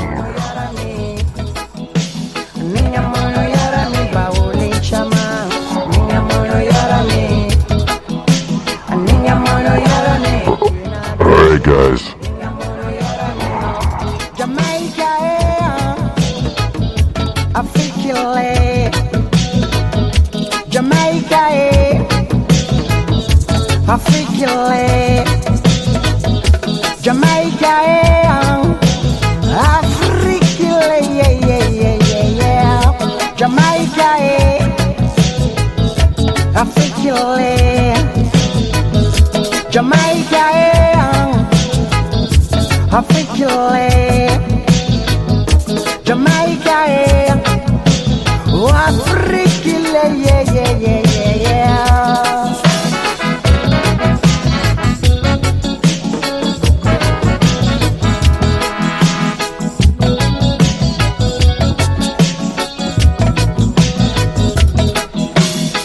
Fajare da fe ambola farafina, I'm make dance in a yara. I'm said I'm Montego Bay, Kingston, J.A. Ninga mono yara mi, Kula Shama. Ninga mono yara mi, Ninga mono yara mi, Kula Shama. Ninga mono yara mi, Ninga mono yara mi, Wolo Shama. Ninga mono yara mi, Ninga mono yara mi, Ashanti Shama. You always want a second so you can latch on to. You don't like research. Jamaica, Africa, rather than just saying scientists that the planets or the universe.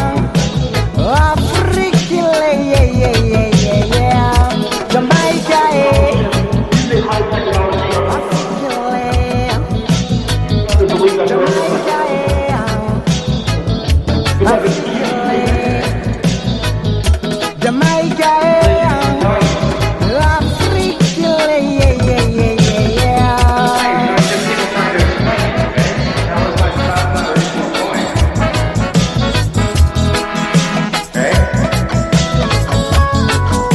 This is why you help on top of everything else.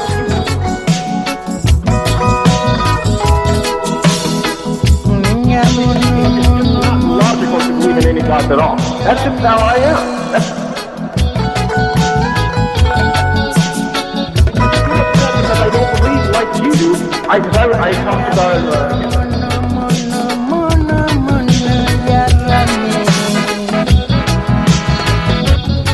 upset because this one lady was not Christian like me, and I looked at her differently.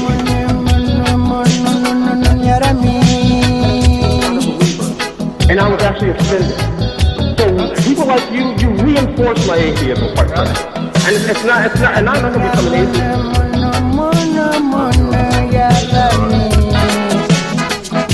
But just listen to me. All I'm saying is, like, my spiritualism, like, I don't have any belief in any... Spiritualism is the same as religion.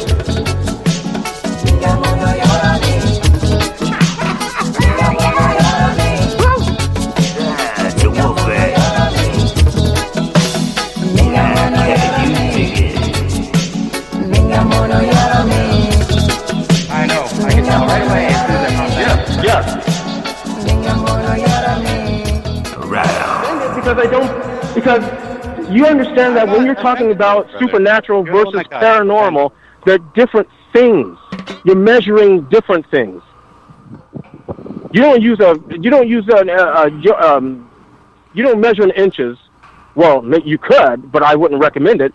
You shouldn't measure in inches when you're measuring something that's miles long. What were you measuring? Wait a minute. What were you measuring in inches? What exactly were you measuring in inches? Oh my God! I shouldn't have said that. I stepped into that one. I had to ask. I should have said that. Now, why I'm sorry are you talking for about losing my. I shouldn't have cursed. I apologize. Is this it's not. Is this a black-white thing? I shouldn't do you that. know, I apologize. You trashing the white I just man want now. to say, I was never mad at you or nothing. Like I was the first time when you got excited and I kind of got off the phone there. I digressed. Was because you were so mad, right? But all I was bringing up is just that it's unknown. I wasn't mad before. I was mad here just a few seconds ago. But no, I wasn't mad before. I like it when you're mad. Right? But it's all good, man. The best part is when I get Joseph mad. I want to leave in good terms. I'm sorry I get all worked up. And actually, believe it or not, that's actually low key for me. Believe it or not. That's why I don't have any friends. I dig it, man. You're awesome. I have a lot of acquaintances. But you remind me I work by myself. so much. I stay by myself except for my wife. Bro, you remind me of my brother. My older brother has the same beliefs, and he loves listening to you too. By the way. Well, I appreciate that. I don't have a belief, but I appreciate that. No, but I get what you're saying. I get what you're saying. So it's pretty cool talking to you. I like it. I feel like I'm talking to my brother. I like it too, but I'm upset that I got upset, so I apologize. No, you're good, man. You're all good. No, you're fine, man. Everybody loves you, man. We love your beliefs. Much love to everybody. We need that. We need that. You have to have salt with the pepper. You have to have yin with the yang. That's true indeed. You have to have the mix, or that's what we all are. There's a little bit of this in me and a little bit of that in you. You know what, Michael? I just noticed it's like 7 after 8 at Central Time. I know. In the United States. I didn't know how long we were going to go. I know. You're awesome, buddy. And it was a great show. And what's that? It was an awesome, and thank you so much for sticking it out with us, man. You were amazing tonight. I enjoyed it. Yeah, and Ronnie's there. And Ronnie, thanks for coming in, Ronnie, too. I think he. Awesome. Yeah, you had great. Are we still on? He always has great stories. Thank you. We always have weird stories for you, so and you can use them in your books, dude. Oh no! I would not do that because of the possibility of the risk of somebody coming back for legal purposes. Oh come on, that's just between us, no, I'm serious. I would never do that. That's as an author, I personally would never do that. I don't care if you use my stories for your books, for inspiration for your books, because that's a real story. You can throw it into fiction, and then people can just think what they want, and there's nobody blamed for it. Right? It's fiction. I say better safe than sorry. I don't want to be sued for millions and take between you and me, if you use some of my stuff that I've seen, whatever I've talked about, and I have some pretty wild stories, I don't care if you use them. Yeah, we hate attorneys. Because you're cool like that, Michael. Yeah, you go ahead. Use it in your books. That's cool, man. He's got some great ideas in his books, guys. Yeah. I wouldn't have him on here. This gentleman is a thank you for intellectual. Well, it just doesn't end. It's like I don't know what to call you. Fountain of knowledge. Just a science fiction author. Yeah, but not just a fountain of knowledge, really. Yeah, and And he stands his ground on his terms, and I really respect that. Well, I'm sure you want me to be honest with you guys, and that's just me being honest, you know. And I'm not the only one, you know. It's Richard Dawkins and the Lincoln, the secular humanist organization that I was a part of. We went down to Kansas when he was back in 2006. He came out with his God Delusion book, and we got a chance to see him in Lawrence, Kansas. And you know, I think he's kind of quiet lately. I haven't heard much of him like I used to back then, but he was awesome to listen to. And you know, he kind of made fun of Kansas, but you know, because it's a very conservative state. And you know, he wasn't being insulting or anything. It was just funny. But he's an evolutionary biologist. And actually, he came here to Lincoln, Nebraska. He actually did an installment for the Moral Hall, which is a museum of natural. Basically, it's kind of Lincoln, Nebraska's version of Museum of Natural History. And it was awesome meeting him, and I'm glad that we have one of his installation pieces on evolution here in Lincoln with the Moral Hall. Anyways, you got a lot of fans, man. Atheist fans all over are digging you, man. Seriously? Remember, my laptop died, so I don't have my laptop. Actually, I'm sitting outside, so I don't even know responses. I have no idea what's going on with. I'm sure there's a lot more going on than we know. It's like Twitter's going crazy, Spreaker's going crazy.